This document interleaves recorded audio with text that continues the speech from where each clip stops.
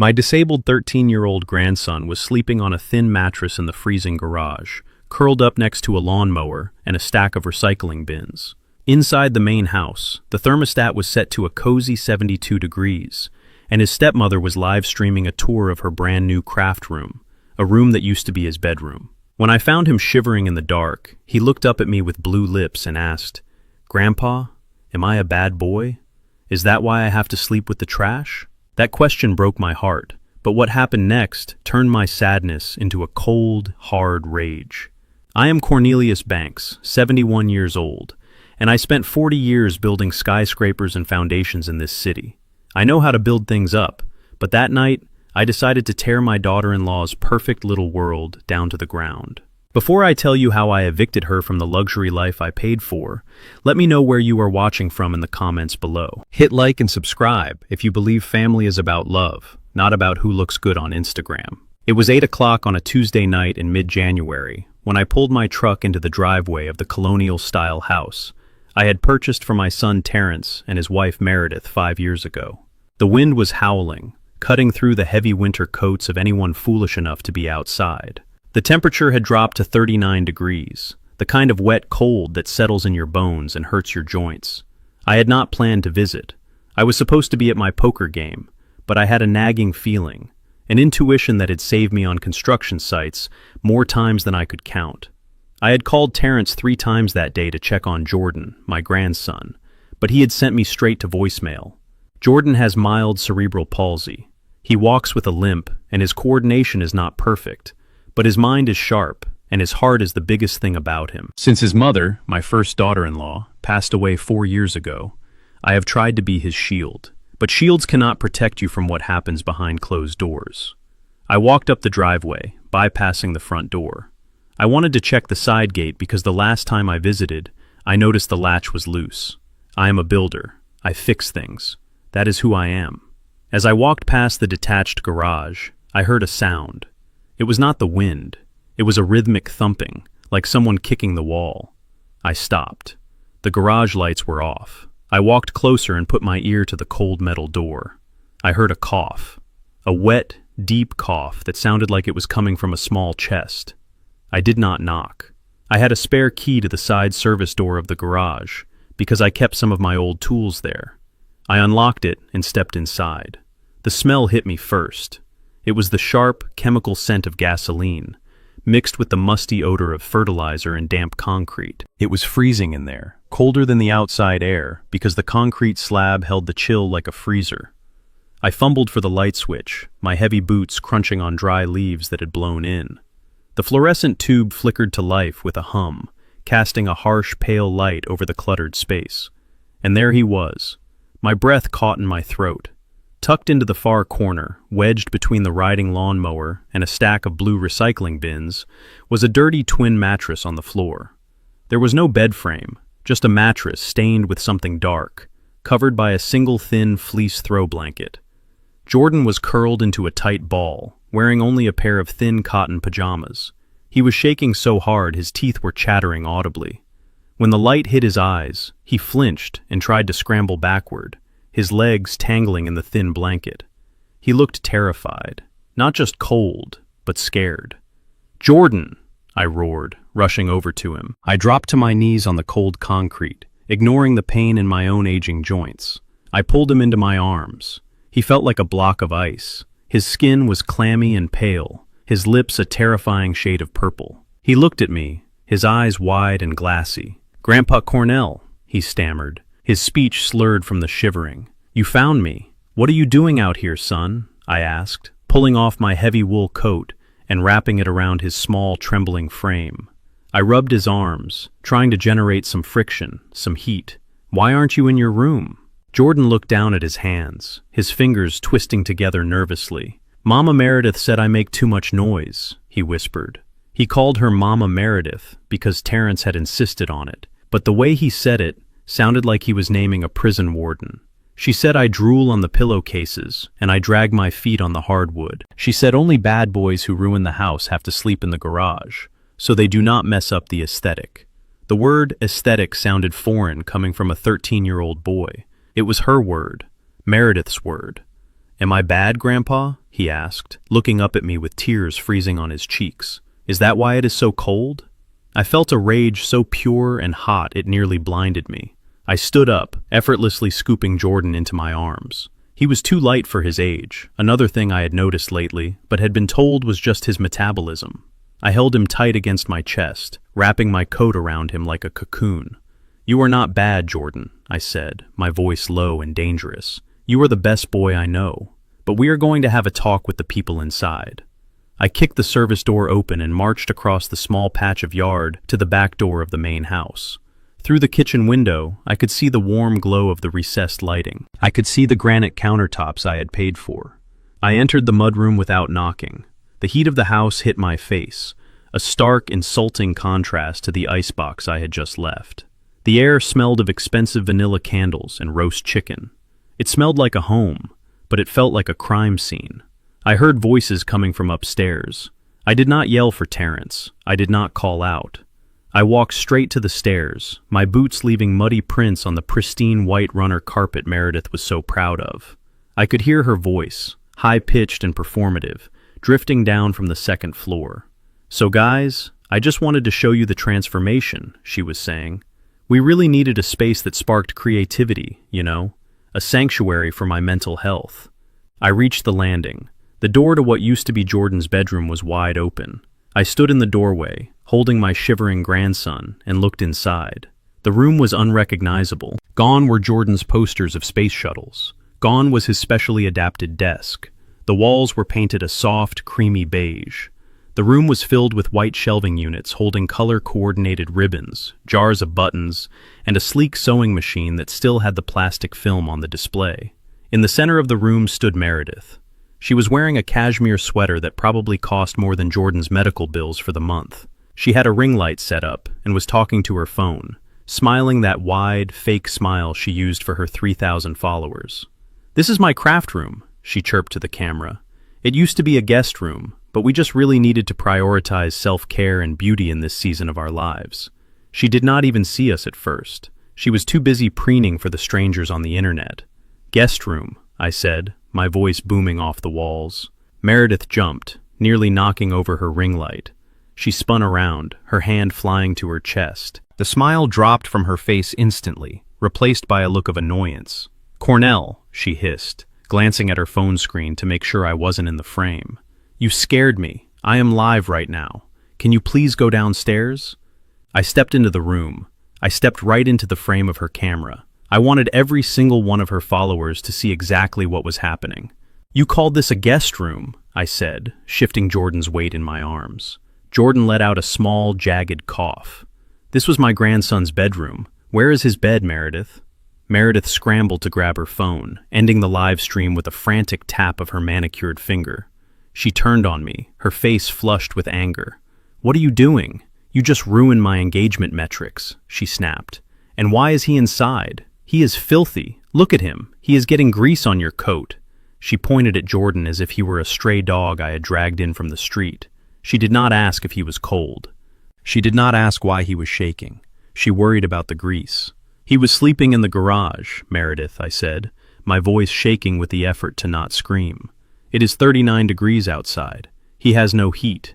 He was sleeping on a mattress next to the trash." Meredith rolled her eyes, crossing her arms over her chest.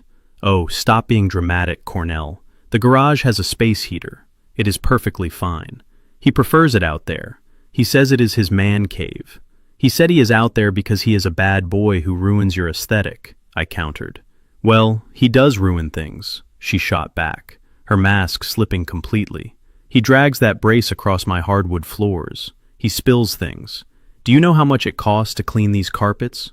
We gave him the garage so he could have his own space to be messy, without ruining the sanctuary I am trying to build for my actual children."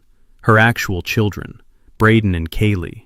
I knew where they were. They were down the hall in their own bedrooms, warm and safe, probably playing video games on the consoles I had bought them for Christmas. "And the space heater?" I asked. "It works fine," she waved a hand dismissively. "Maybe he forgot to turn it on. He is not exactly the brightest, is he?" I had checked the heater before I picked him up. The cord was frayed and severed. It had not worked in months. She knew that. "Where is my son?" I demanded. Terrence is at the gym, she said. He needed to blow off steam. Dealing with a special needs child is exhausting, Cornell. You have no idea the toll it takes on us. We needed this room. I needed this room. I am a mother. I need a space to breathe. You are not his mother, I said coldly. And you are right. You do need space. I pulled my phone out of my pocket with one hand, holding Jordan securely with the other. What are you doing? She asked, her voice rising in panic as she realized I was pointing the camera lens at her. I am documenting the sanctuary, I said. I filmed the craft room. I filmed the expensive ribbons and the unused sewing machine. Then I turned the camera on myself and Jordan. I zoomed in on his blue lips. I zoomed in on the dirt on his cheek from the garage floor. Say hello to Meredith's followers, Jordan, I said softly. Jordan hid his face in my coat. Stop it, Meredith shrieked, lunging for my phone. You cannot film me in my own house. That is an invasion of privacy. I held the phone out of her reach. She was shorter than me, and soft from a life of never doing a hard day's work. Your privacy ended when you put my grandson in the garage like a piece of garbage, I said. And correction, Meredith, this is not your house. I turned and walked out of the room. She followed me to the landing, screaming now. If you take him, do not think you are bringing him back when he starts whining. We are not babysitting him this weekend if you take him now. I stopped at the top of the stairs. I looked back at her. She looked deranged, her expensive sweater bunching up as she clenched her fists, her face twisted in an ugly snarl. You do not have to worry about babysitting, I said. You have much bigger problems coming your way. I walked down the stairs, leaving her screaming at my back about how I was ruining her evening and how rude I was. I carried Jordan out to my truck. I buckled him into the passenger seat and blasted the heat. Grandpa, Jordan whispered as we pulled away from the house, is Mama Meredith mad? Yes, Jordan, I said, reaching over to squeeze his freezing hand. She is very mad. Am I in trouble? No, son, I said, looking at the house in my rearview mirror, watching the lights of that warm, stolen bedroom fade into the distance. You are safe now, but they are in a lot of trouble. I drove him to my house, a modest ranch 5 miles away. I drew him a hot bath. I fed him homemade vegetable soup. I watched the color come back to his cheeks, and while he slept in the guest room, tucked under a down comforter, I sat at my kitchen table and made a plan. I did not call Terrence. I did not yell. I opened my laptop and logged into the trust fund portal. You see, Meredith liked to brag about her house, but she never bothered to read the deed. She didn't know that the house didn't belong to Terrence. It belonged to the Banks Trust, named after my late wife. And the primary beneficiary of that trust wasn't my son. It was Jordan. She had kicked the owner of the house out into the garage, and tomorrow, the landlord was coming to collect. I sat at my kitchen table watching Jordan eat. It was a simple vegetable soup, thick with carrots and potatoes, the kind my late wife Etta used to make when the weather turned foul. The steam rose from the bowl, fogging up his glasses, but he didn't stop to wipe them. He ate with a ravenous, desperate hunger that told me he hadn't had a warm meal in days. My house was modest compared to the colonial mansion I had bought for my son, but tonight it felt like a palace because it had heat. The furnace hummed a steady, comforting rhythm, a stark difference from the silence of that freezing garage. Jordan paused, his spoon hovering halfway to his mouth. His hand trembled slightly, a symptom of his condition that always worsened with stress. He looked at me with eyes that were too old for a 13-year-old boy. Grandpa, he said softly, Daddy said it was okay. I felt a muscle in my jaw jump. I kept my voice even. What did your daddy say was okay, son? He said the garage was an adventure. Jordan lowered his eyes to the broth. He said Mama Meredith was very stressed. She was crying because the house was too cluttered. She said she couldn't breathe. Daddy told me that if I slept in the garage, Mama Meredith would stop crying. He said I was helping the family. I gripped my coffee mug so hard I thought the ceramic might shatter. Helping the family. My son, a man I had raised to protect the weak, had convinced his disabled child that sleeping next to a lawnmower in near-freezing temperatures was an act of service. He had manipulated Jordan's good heart to cover for his wife's cruelty. Did your daddy check on you? I asked, dreading the answer. He came out once, Jordan said. He brought me the blanket. He said he was sorry the heater was broken, but he couldn't fix it right then because Mama Meredith needed him to hang a shelf in the craft room. He told me to be brave. Be brave. Terrence had told a shivering child to be brave, while he went back inside to hang a shelf for ribbons and buttons. I looked at Jordan, seeing the guilt on his face. He truly believed he was doing something noble. He thought he was saving his father from his stepmother's tears. "You are brave, Jordan," I said, my voice thick with emotion. "You are the bravest man I know." But fathers are supposed to protect their sons, not sacrifice them to keep the peace. Jordan nodded slowly, then went back to his soup. I watched him, and in that moment the last shred of respect I held for my son evaporated. Terrence wasn't just henpecked, he was complicit. He had traded his son's safety for a quiet life with a woman who viewed his child as disposable. I realized then that my son was broken. He was a hollow shell of a man, filled up with fear of his wife, and I knew I couldn't fix him. I could only defeat him. The next morning, I drove back to the house. I waited down the street in my truck until I saw Meredith's white SUV pull out of the driveway. She was likely heading to the gym or to buy more overpriced coffee to feature on her social media. As soon as she turned the corner, I pulled into the driveway. I didn't knock. I used the key I had kept for emergencies. I went straight to the garage first. In the daylight, it was even worse. I flipped on the light and walked over to the corner where I had found Jordan. I kicked aside the thin mattress. Underneath, the concrete was stained with oil and damp with condensation. I looked at the walls. There was no insulation, just bare studs and exterior siding. I could see daylight peeking through cracks in the foundation. I walked over to the space heater Meredith had claimed was working fine. It was a cheap plastic unit covered in dust. I picked up the cord. It had been chewed through, likely by mice, and taped back together with electrical tape in a sloppy, dangerous way. Copper wire was exposed. If Jordan had managed to turn this on, he wouldn't have been warm. He would have been dead. The spark would have ignited the gasoline fumes from the lawnmower sitting 3 feet away. I took photos of everything: the chewed cord, the oil stains, the gaps in the wall. I documented the temperature on my phone app: 41 degrees inside. I documented the distance from the bed to the gas cans: 2 feet. This wasn't a bedroom, it was a death trap. I left the garage and entered the house. The warmth hit me again, smelling of lavender and expensive cleaning products. I wiped my boots on the mat, but I didn't care if I left a trace. I walked up the stairs, the heavy tread of a man on a mission. The house was silent. Terrence was likely still asleep or hiding in his home office, pretending to look for work. I went to the door of the craft room. It was wide open, inviting the world to admire it. I stepped inside. It was a room straight out of a magazine. The walls were a soft, calming sage green. Sunlight poured in through plantation shutters that must have cost a fortune. One entire wall was lined with custom built-in shelving, filled with color-coded jars of buttons, spools of ribbon in every shade of the rainbow, and stacks of expensive cardstock paper. I walked over to the desk. There was a sewing machine there, a top-of-the-line model that cost at least $1,000. It was covered in a layer of fine dust. The plastic film was still on the digital display. She had never used it, not once. Next to it was a Cricut machine, also brand new, surrounded by unopened packages of vinyl.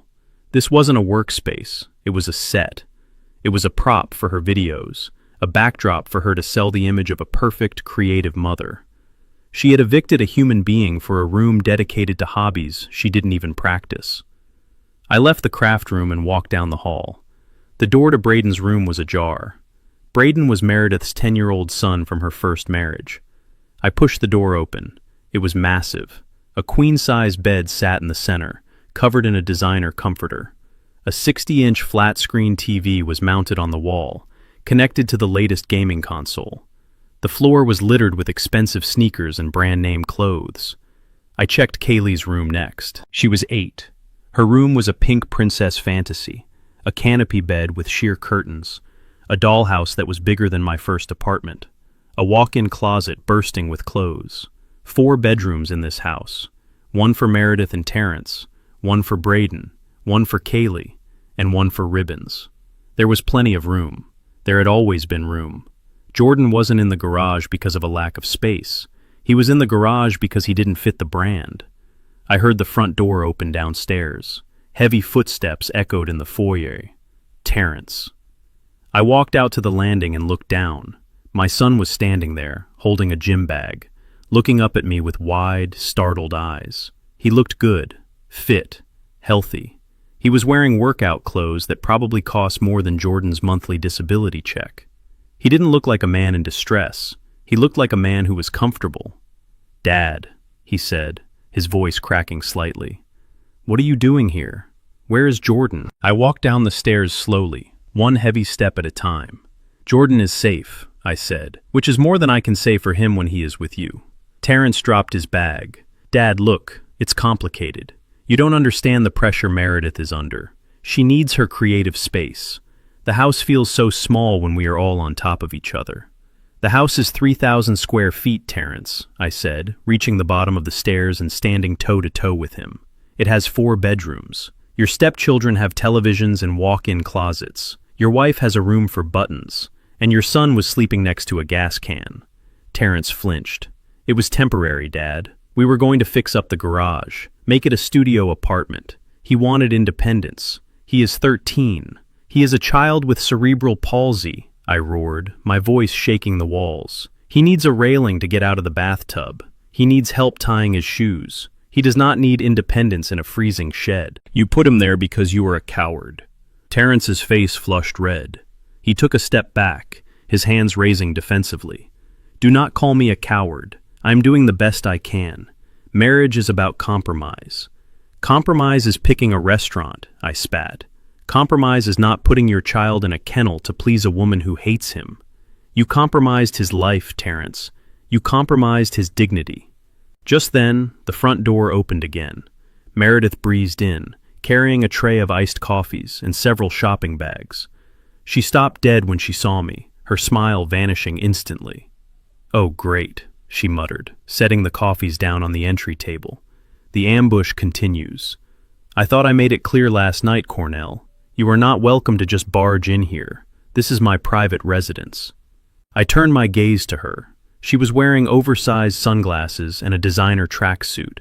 She looked like she didn't have a care in the world. "Where is Jordan?" she demanded, looking past me to Terrence. "Did he bring him back? He needs to clean up his mess in the garage before the weekend." "He is not coming back," I said quietly. "Not to this house. Not while you are running it." Meredith let out a sharp, incredulous laugh. "Excuse me? You cannot just kidnap my stepson. We have custody. Terrence, tell him. Tell him to bring Jordan back right now." Terrence looked at her, then at me. He looked trapped. "Dad, please," he said weakly. "Just bring him home. We can work something out. Maybe he can sleep in the den on weekends." The den. On weekends. He was bargaining for his son's right to sleep indoors like it was a negotiation for a used car. Meredith stepped forward, her finger pointing in my face. "Listen to me, old man. I have tolerated your interference for too long. This is my house. I decorated it. I manage it.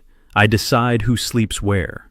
If I say he sleeps in the garage, he sleeps in the garage. And if you don't like it, you can leave. You have no rights here. This is our home." I looked at her finger, then at her face. Her eyes were hard and entitled. She truly believed she owned the world. She believed that because she picked out the throw pillows, she owned the deed. I let a small, cold smile touch my lips. It was the smile of a man who holds a royal flush while his opponent bets the farm on a pair of twos. "Your home," I repeated softly. "Are you sure about that, Meredith?" She blinked, confused by my tone, but not smart enough to be warned by it. "Of course I am sure. We live here. It is ours. Now get out before I call the police and tell them you kidnapped a minor." I chuckled. It was a dry, humorless sound. "Go ahead," I said. "Call them. But while you are dialing, you might want to ask Terrence whose name is actually on the title of this property." I looked at Terrence. His face went pale. He knew. He had always known, but he had conveniently forgotten to mention the details of the trust fund to his wife. He knew that the house wasn't his.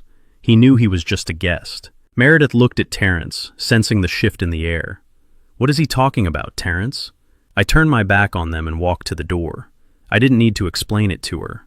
The eviction notice the sheriff was bringing the next morning would explain everything in perfect legal detail. I opened the door and looked back one last time. "Enjoy the craft room, Meredith," I said. You have about 24 hours to pack all those ribbons."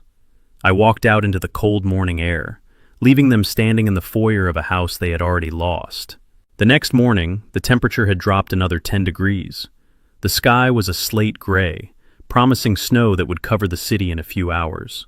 I watched Jordan get ready for school in my guest room. He was sitting on the edge of the bed, struggling with the laces of his sneakers. I knelt to help him, and what I saw made the breath hiss through my teeth. His shoes were canvas, completely inappropriate for winter, and the soles were separating from the fabric. I could see his socks through the gap. They were thin, mismatched ankle socks, the kind you buy in a bulk bag for $5. His ankles were ash gray and dry. I stood up and went to the closet where I had hung the clothes Terrence had dropped off in a garbage bag late last night. I rifled through the items. There were 3 t-shirts that were 2 sizes too small, a pair of jeans with a broken zipper, and a windbreaker. That was it. No winter coat, no gloves, no scarf, no boots. "Where is your heavy coat, Jordan?" I asked, holding up the flimsy windbreaker. It was little more than a rain shell, unlined and useless against the biting cold. "Meredith said she forgot to buy me one this year," Jordan mumbled, not looking up. "She said I grow too fast, and it is a waste of money to buy expensive clothes that I will just ruin. She said I should layer up. Layer up with what? T-shirts that exposed his midriff." I looked at my grandson, a boy with a disability that made him prone to circulation issues, being sent out into sub-freezing temperatures in canvas shoes and a windbreaker. It wasn't just neglect, it was torture disguised as frugality. I went to my own closet and pulled out a thick wool sweater. It swallowed him whole, reaching down to his knees, but it was warm. I wrapped my own scarf around his neck 3 times. "We have to go," I said, grabbing my keys. "But we are making a stop at the department store after school. You are not walking around looking like a pauper while your stepmother buys $1,000 sewing machines." We drove to the middle school in silence. The heater in my truck was blasting, but I couldn't thaw the ice in my chest. As we pulled into the drop-off lane, I saw it, the white Range Rover. It was 2 cars ahead of us. Meredith wasn't driving, it was Terrence. He was dropping off Braden, Meredith's 10-year-old son. I watched as Braden hopped out of the luxury SUV. He looked like a catalog model for winter gear. He was wearing a brand new North Face puffer jacket, thick waterproof snow pants, and heavy-duty Sorel boots with the fur lining. He had a matching hat and gloves. He looked warm. He looked cared for. He looked expensive. The contrast was so sharp it felt like a physical blow. Terrence had bought his stepson top-of-the-line gear, while his own flesh and blood was wearing shoes with holes in them. Terrence waved at Braden, blowing him a kiss. He didn't even look in the rearview mirror to see if his other son was in line. He just pulled away, driving back to the warm house I paid for. I parked the truck and walked Jordan to the gate. I wanted to walk him all the way to his classroom, but he begged me not to. He said he was embarrassed by the big sweater. I told him he looked like a king in a robe, but he just looked down at his feet. As we approached the chain-link fence, I saw a group of boys waiting. Braden was in the center of them, holding court. He saw Jordan limping toward the gate, his leg brace clinking softly against the pavement. Braden didn't wave. He didn't say hello. He smirked. "Look who it is!" Braden shouted, his voice shrill and carrying over the noise of the idling buses. "It is the garage monster." The other boys laughed. It was a cruel, sharp sound. Jordan stopped walking. He hunched his shoulders, trying to make himself smaller inside my giant sweater. "Hey, zombie boy!" Braden yelled, stepping forward. "Did you sleep in the trash last night? You smell like gasoline. My mom says you smell like a mechanic shop." I felt a growl building in my throat, but I held back. I needed to see this. I needed to witness exactly what my grandson dealt with every day, so I could burn it all down properly. Jordan tried to shuffle past them, keeping his head down. "I am just going to class, Braden," he whispered. "Please move." Braden stepped into his path. The North Face jacket puffed out, making him look twice Jordan's size. "You do not belong inside," Braden sneered. "Mom said you belong outside. You are a monster. Monsters sleep in the cold." And then, with a casual cruelty that shocked me, Braden shoved Jordan. He didn't just bump him. He planted both gloved hands on Jordan's chest and pushed hard. Jordan's balance was always precarious. He tipped backward, his arms flailing. He hit the icy pavement hard. His heavy leg brace slammed against the concrete with a sickening crack. His glasses flew off his face and skittered across the asphalt. Laughter erupted from the group. Braden stood over him, pointing and laughing. "Look at the turtle. He cannot even get up. Go back to the garage, freak." That was enough. I moved faster than a man of 71 should be able to move. I stepped between Braden and Jordan, my shadow falling over the bully like a collapsing building. I didn't touch the boy. I didn't have to. I just stood there, 6 feet 2 inches of concrete hardened muscle and rage. Braden looked up. The laughter died in his throat. He took a stumbling step back, his eyes going wide. "Pick up his glasses," I said. My voice was not loud. It was a low rumble, like the sound of earth moving before a quake. Braden froze. I said, "Pick them up, son. Now." Braden scrambled to grab the glasses. His hands were shaking in his expensive gloves. He handed them to me without a word. "Now get to class," I said, "and pray that I do not talk to your mother today." Braden ran. He ran like the coward he was raised to be. I turned and knelt beside Jordan. He was crying silently, huge tears tracking through the dirt on his face. He wasn't crying because he was hurt. He was crying because he was ashamed. He was ashamed that his grandfather had seen him be weak. I helped him up, checking his brace. It was scratched but functional. I brushed off the wool sweater. "Come on, Jordan," I said. "We are going inside." I didn't take him to class. I marched him straight into the main office. The secretary looked up, startled by my expression. "I want to see Principal Vance," I said. "Now." She tried to tell me I needed an appointment. I slammed my hand on the counter, making the stapler jump. I said, "Now." Principal Vance came out of his office, adjusting his tie. He was a soft man who liked to keep things smooth. "Mr. Banks," he said, smiling nervously. "Is there a problem?" I pushed Jordan forward gently. "His knees are bleeding," I said. "His glasses are bent. And your student, Braden Banks, just assaulted him on school property while calling him a garage monster. I want the security footage from the gate. I want a police report filed. And I want the school nurse to document every bruise on this boy's body." Vance sighed, looking at Jordan with a mix of pity and annoyance. "Mr. Banks, let us not overreact. Boys will be boys. Braden and Jordan are stepbrothers. It is just sibling rivalry. We can have a mediation circle." I leaned over the desk, invading his personal space. "This is not rivalry," I hissed. "This is a hate crime. You have a student mocking a disabled child for sleeping in a garage. Do you know why he calls him that? Because for the last week this boy has been forced to sleep in an unheated shed in 30-degree weather." Vance's face went pale. He looked at Jordan, really looked at him, noticing the oversized sweater and the canvas shoes. "Is that true, Jordan?" Vance asked softly. Jordan nodded, staring at the floor. "It is my room now, sir." I stood up straight. "I want the footage, Vance. I am building a case for Child Protective Services. And if you sweep this under the rug, I will sue this district for negligence so fast your head will spin. I built the foundation of this school 20 years ago. Do not think I cannot dismantle it." Vance swallowed hard. "I will get the nurse," he said. We spent the next hour in the nurse's office. She was a kind woman who clicked her tongue as she examined Jordan. She documented the bruising on his back from the fall. She listened to his chest and frowned. "He has rails in his lungs, Mr. Banks," she told me, writing furiously on her chart. "It sounds like the beginning of pneumonia. He is severely underweight, and his extremities are showing signs of mild frostnip. This child is suffering from exposure." I took a photo of her report. I took a photo of the nurse checking his lungs. I added it to the folder on my phone, right next to the pictures of the chewed electrical cord and the ribbon room. I took Jordan home. I wasn't sending him back to class, not today. As we walked out of the school, my phone rang. It was Meredith. I answered it on the second ring.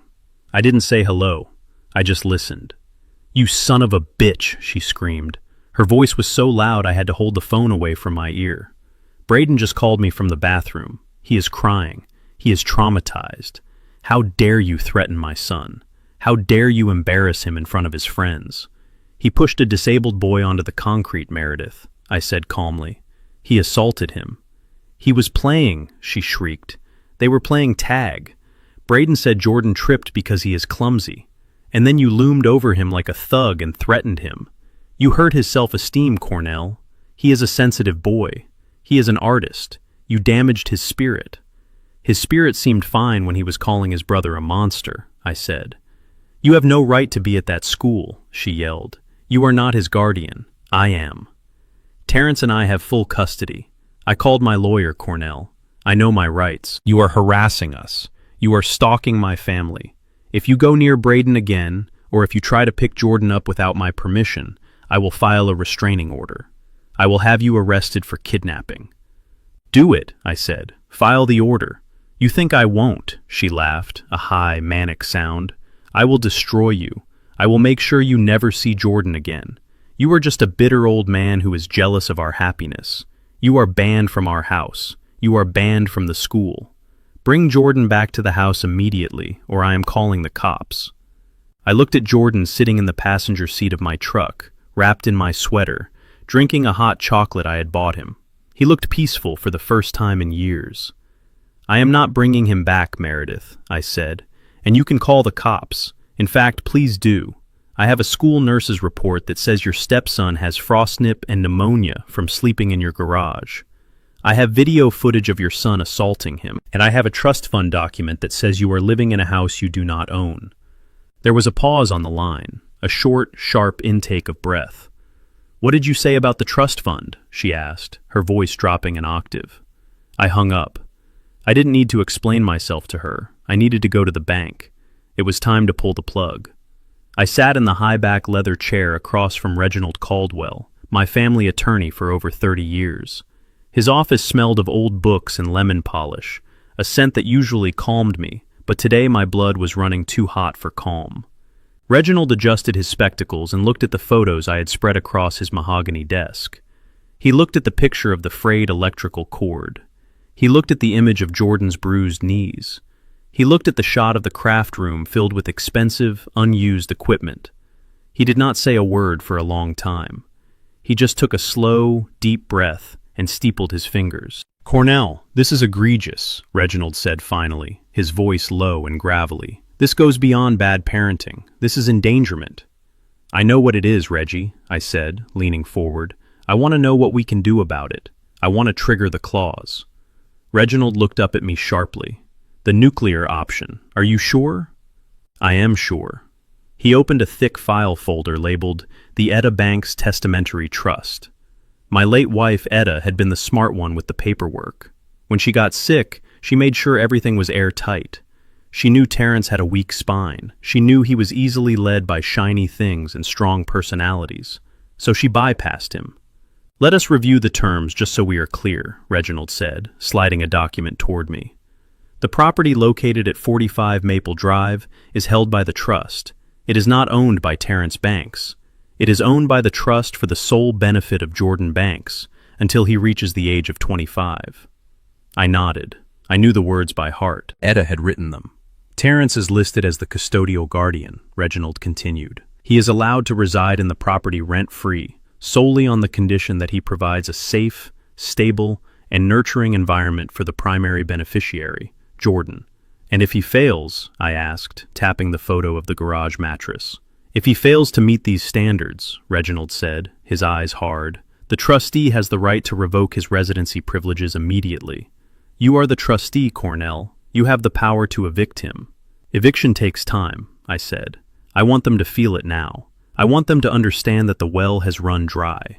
Reginald nodded and turned to a different page. "There is also the matter of the discretionary stipend, the $3,000 a month you transfer to Terrence for household expenses, and the Platinum Visa card you issued him for emergencies. That card is in my name," I said. "Terrence is an authorized user, and Meredith has been using it like it is her personal piggy bank." Reginald typed something into his computer. According to the recent statements, she spent $4,000 last month at home decor stores and high-end boutiques. None of this appears to be for Jordan's benefit. "Cut it," I said. "Cut it all." Reginald looked at me over his glasses. "You want me to freeze the card." "I want you to cancel the card," I corrected him. "I want you to stop the monthly transfer. I want you to lock down every single penny that flows from my accounts to that house. They think they are rich. They think they are living the high life because they are successful. They need to learn that they are living on my charity, and my charity just ran out."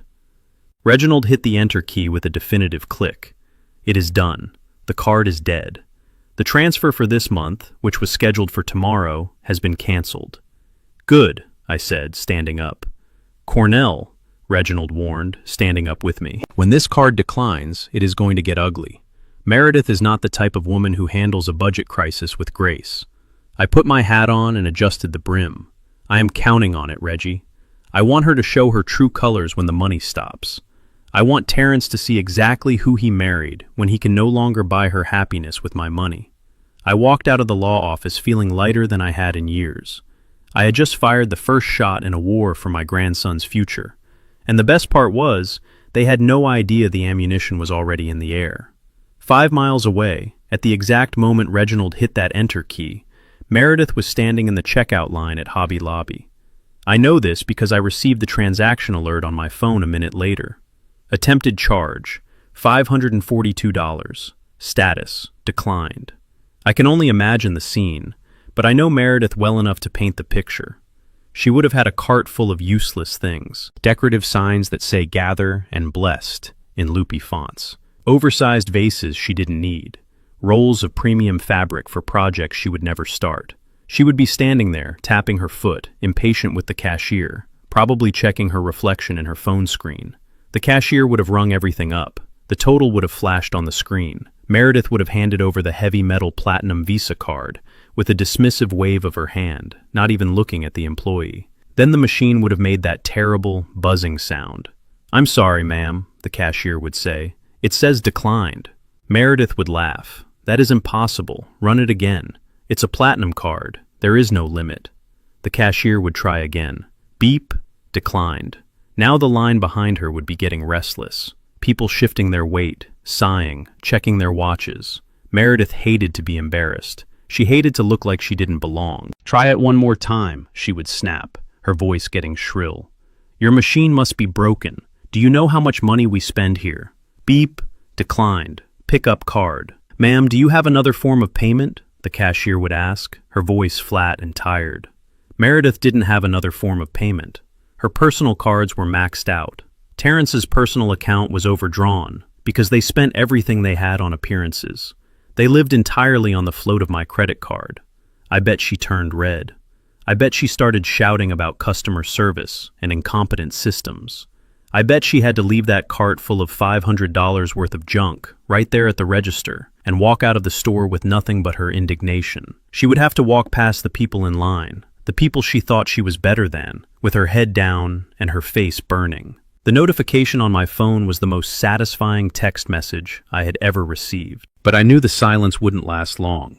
30 minutes later, I was back at my house, sitting in the living room with Jordan. We were watching a documentary about space. He was warm, wearing new clothes we had bought, and eating a sandwich. My phone started to buzz on the coffee table. It was Terrence. I let it ring.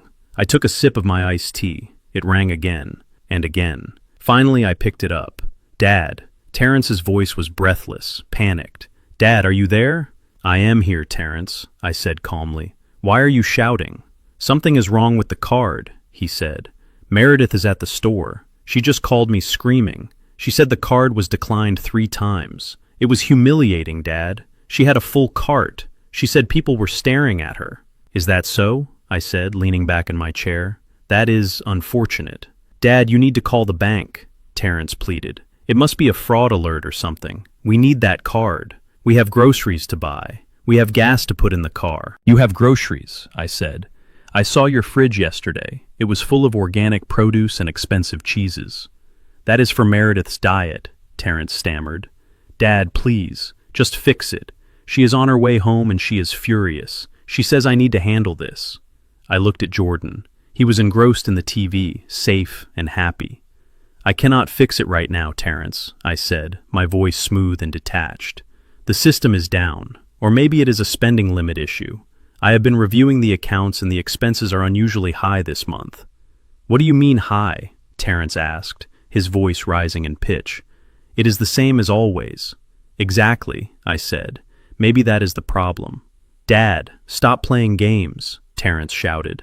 Turn the card back on. I need money. You are a grown man, Terrence, I said. You have a job, don't you? Or at least, you tell me you do. Use your own money. There was a silence on the line, a heavy, guilty silence. I knew then that he didn't have a job. I knew he had been lying about his consulting gigs for months. Dad, he whispered, please. I am busy, Terrence, I said. I have to make dinner for my grandson. I will look into the banking issue next week. Next week, he shrieked. We cannot wait until next week. Then I guess you better start returning some of those ribbons, I said. I hung up the phone. I turned it off and tossed it onto the sofa cushion. Who was that, Grandpa? Jordan asked, looking away from the TV. Nobody important, son, I said, standing up to go to the kitchen. Just a telemarketer trying to sell me something I do not need. The financial tap was closed, the pipes were dry, and now the pressure was going to build until the whole house exploded. 2 days after I shut off the money pipeline, the phone in my kitchen rang. I knew who it was before I even looked at the caller ID. It was Meredith. I let it ring 3 times just to let her sweat a little. When I finally picked up, her voice was so sweet it could have caused a cavity. She sounded like a different woman from the banshee who had screamed at me outside the school. Cornell, she chirped, using my first name instead of Dad or Grandpa, which was her tell for when she wanted something. I am so sorry about the misunderstanding the other day. Emotions were running high, and I think we all said things we did not mean. Terrence and I want to make it right. We want you and Jordan to come over for dinner tonight. I am making my famous pot roast. We need to heal as a family. I sat there holding the phone, listening to the desperation leaking through her cheerful facade. She did not want to heal. She wanted her credit card turned back on. She wanted the lifestyle I subsidized to return to normal. But I decided to play along. I wanted to see how far she would go. I wanted to look her in the eye when she asked for the money I knew she needed. We will be there, I said, keeping my voice neutral. 6 o'clock. I hung up and looked at Jordan. He was sitting at the kitchen table drawing a picture of a rocket ship. He looked happy here with me. His cheeks had color. He wasn't shaking. We are going to dinner at your dad's house tonight, son, I told him. Jordan stopped drawing. His shoulders slumped. Do I have to sleep in the garage again, Grandpa? No, son, I said. You are never sleeping there again. We are just going to eat, and I promise you we will be back here before your bedtime. Before we left, I went into my study and opened the bottom drawer of my desk. I pulled out a small digital voice recorder. It was an old habit from my days in construction meetings, where contractors would promise one thing and deliver another. I put fresh batteries in it and slipped it into the breast pocket of my blazer. If Meredith was going to perform, I wanted to make sure I captured the show. We arrived at the house at 6 sharp. The driveway was swept clean, and the porch lights were on, giving the place a warm, welcoming glow. It was a stage set perfectly for the performance of the loving family. Terrence opened the door before I could even knock. He was wearing a sweater vest and dress slacks, looking like a suburban dad from a television commercial. "Dad, Jordan, come in," he said, ushering us inside with a nervous energy. He hugged Jordan a little too tight and shook my hand with a grip that was sweaty and weak. Meredith came floating out of the kitchen, wiping her hands on a linen apron. She was wearing pearls and a dress that looked modest and maternal. "Oh, Jordan, we missed you so much," she cooed, leaning down to give him a stiff hug. She didn't actually touch him, though. She just sort of hovered near him, air kissing the space beside his ear. "The house feels so empty without you." I walked past her into the dining room. The table was set for a feast. There was a lace tablecloth, crystal wine glasses, and a centerpiece of fresh flowers that must have cost $100. Candles were flickering, casting dancing shadows on the walls.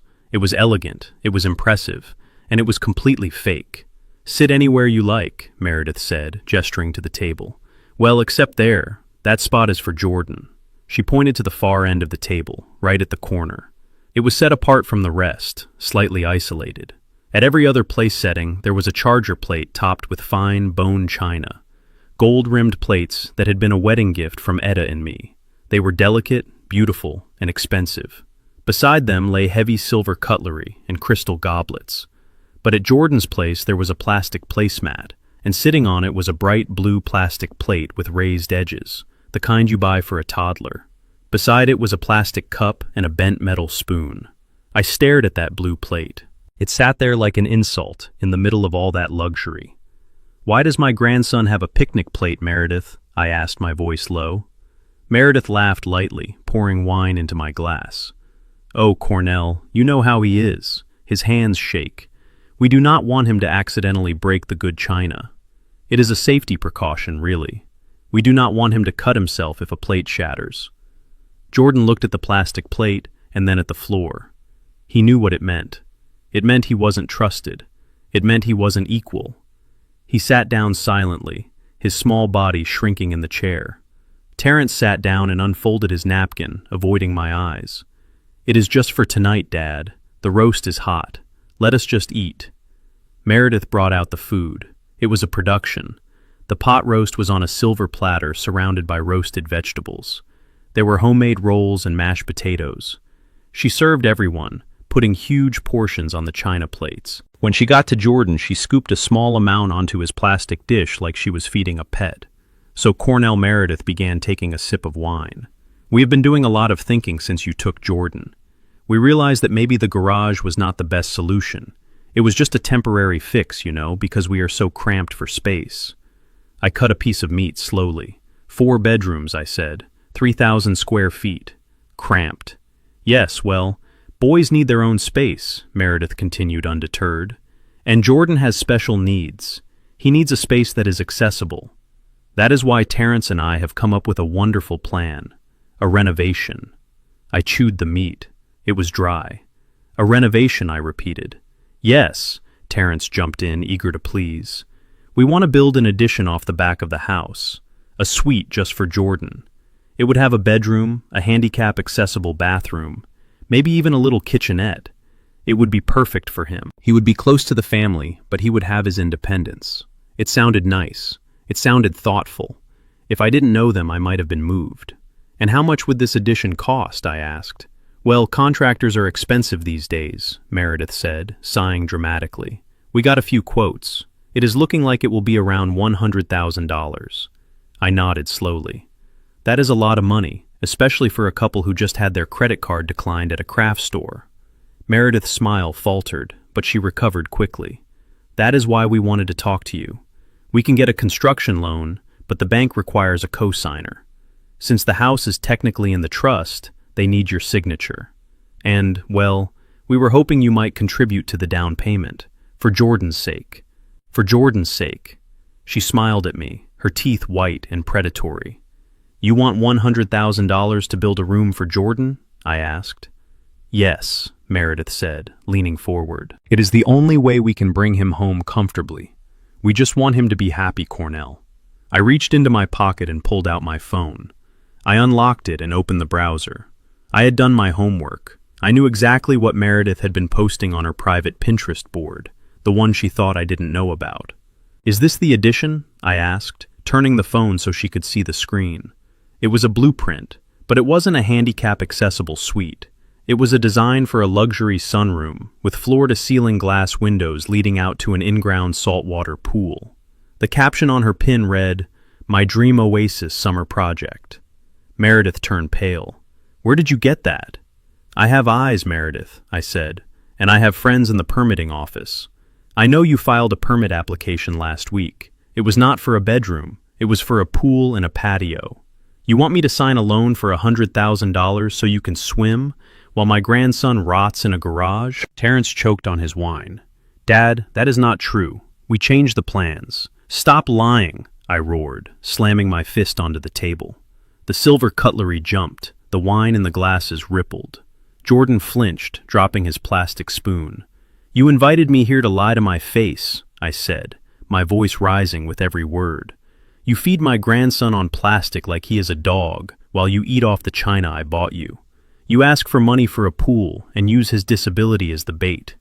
"Cornell, please," Meredith hissed, looking at her children who were watching with wide eyes. "You are making a scene." "You want a scene?" I asked. I stood up. I picked up my china plate, heavy with roast beef and potatoes. It was beautiful porcelain etched with gold leaf. You are worried about him breaking a plate, I said, holding it up. You are worried about the cost of a dish.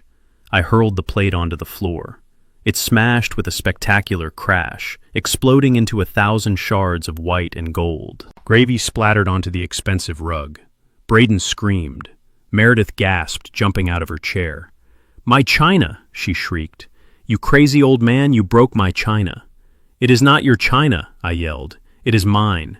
Everything in this house is mine. The table, the chairs, the roof over your head. And you treat the person who actually owns it all like he is garbage." I walked over to Jordan, who was trembling in his chair. I gently took the plastic plate from in front of him. I picked it up and tossed it onto the floor next to the broken porcelain. It bounced harmlessly with a hollow clatter. "You see that, Meredith?" I asked, pointing to the mess. "That plastic plate survived. It is cheap, but it did not break. But the china, the fancy, expensive china, is shattered." I pulled Jordan out of his chair and wrapped my arm around him. "Plates can be bought," I said, looking her dead in the eye. "You can buy new dishes. You can buy new rugs. But character, Meredith, character cannot be bought, and yours is broken beyond repair." I looked at Terence, who was sitting with his head in his hands. "I am done, Terence," I said. "The dinner is over, the money is over, and this charade is over." I guided Jordan toward the door, stepping over the broken pieces of my past generosity. "Wait," Meredith screamed, running after us. "You cannot just leave. We need that loan. The bank is going to foreclose on the construction deposit if we do not sign by Friday." "Then I guess you are losing the deposit," I said without looking back. I opened the front door and walked out into the night. The air was cold, but it felt clean. Behind me, I could hear Meredith screaming at Terence, blaming him for the disaster. I could hear the sound of a family falling apart. But as I buckled Jordan into the truck, he looked at me and smiled. "You broke the plate, Grandpa," he whispered. "I did, son," I said, starting the engine. "Sometimes you have to break things to fix them." We drove away, leaving the house of lies behind us. I knew the next step would be ugly. I knew they would fight. But I also knew I had something they didn't. I had the truth. And come Monday morning, I was going to use it to bury them. I did not sleep that night. I sat in my study with a tumbler of scotch that I did not drink, staring at the building code manual I had kept from my days running Banks construction. I knew every statute in that book. I knew the load-bearing requirements for a residential garage. I knew the electrical codes for outbuildings. And I knew for a fact that what Terence had done to run power to that space heater was not just sloppy, it was criminal. At 6 in the morning, I picked up my phone. I scrolled past the missed calls from Terence and dialed a number I hadn't used in 5 years. It belonged to Marcus Big Mike Henderson, the current head of the city building and safety department. We had come up together as foremen in the 80s. He was a man who respected concrete and hated shortcuts. "Mike, it is Cornell," I said when he answered, his voice gravelly with sleep. "Cornell Banks," Mike rumbled. "To what do I owe the pleasure at this ungodly hour?" "I have a tip for you, Mike," I said, swirling the amber liquid in my glass. "There is a residential property in the Heights operating an illegal dwelling unit in a detached garage. Unpermitted electrical work, fire hazards, and I suspect there are structural issues with the foundation." Mike paused. "The Heights? That is a nice neighborhood, Cornell. Who is the owner?" "The Etta Banks Trust," I said. "But the current occupant is my son Terence." There was a heavy silence on the line. "You are reporting your own son, Cornell?" "I am reporting a safety violation, Mike," I said, my voice hard. "There is a child living in that garage, a disabled child, and I want it condemned before the roof caves in or the whole thing goes up in smoke." I heard the rustle of sheets as Mike sat up. "Give me the address, Cornell. I will send a team over first thing." I gave him the address and hung up. I felt no guilt. I felt only the cold clarity of a demolition expert setting the charges. I wasn't destroying their home. I was exposing the rot in the foundation so we could clear the site. At 7:15, I parked my truck down the street from the colonial house. I wanted to watch. I needed to see the moment reality came knocking on Meredith's door. The street was quiet, the morning mist clinging to the manicured lawns. It was the perfect picture of suburban peace, until 2 white city vans with orange light bars pulled up to the curb. 4 inspectors got out wearing hard hats and high-visibility vests. They carried clipboards and laser measures. They looked like an invading army. One of them banged on the front door with a heavy, authoritative fist. It took 3 minutes for the door to open.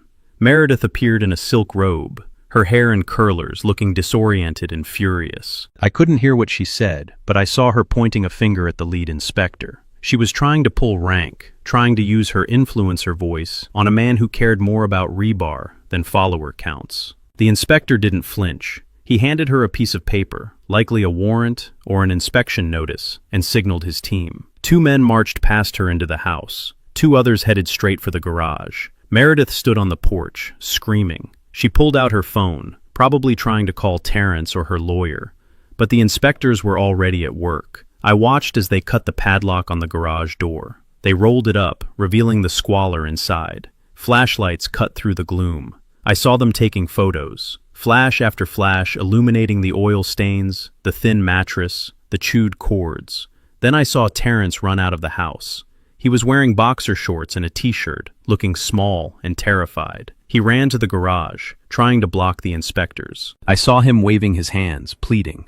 One of the inspectors, a big man who looked like he ate bricks for breakfast, stepped into Terrence's space and handed him a citation. It was a bright red piece of paper, a stop work order, a condemnation notice. I rolled down my window to listen. The morning air carried their voices. $5,000. Terrence shrieked, his voice cracking. You cannot fine me $5,000. We did not know. Ignorance of the code is not an exemption, sir, the inspector boomed. This wiring is a death trap. You have an extension cord spliced into the main breaker box with duct tape. You have black mold growing up the drywall because there is no vapor barrier. This structure is immediately condemned for habitation. Condemned? Meredith screamed, running down the driveway in her slippers. You cannot condemn our property. We are renovating. You are housing a minor in a utility shed, ma'am, the inspector said, turning on her. We found the bedding. We found the school books. This is a violation of occupancy codes, fire codes, and basic human decency. You have 24 hours to remove all personal items before we padlock this structure.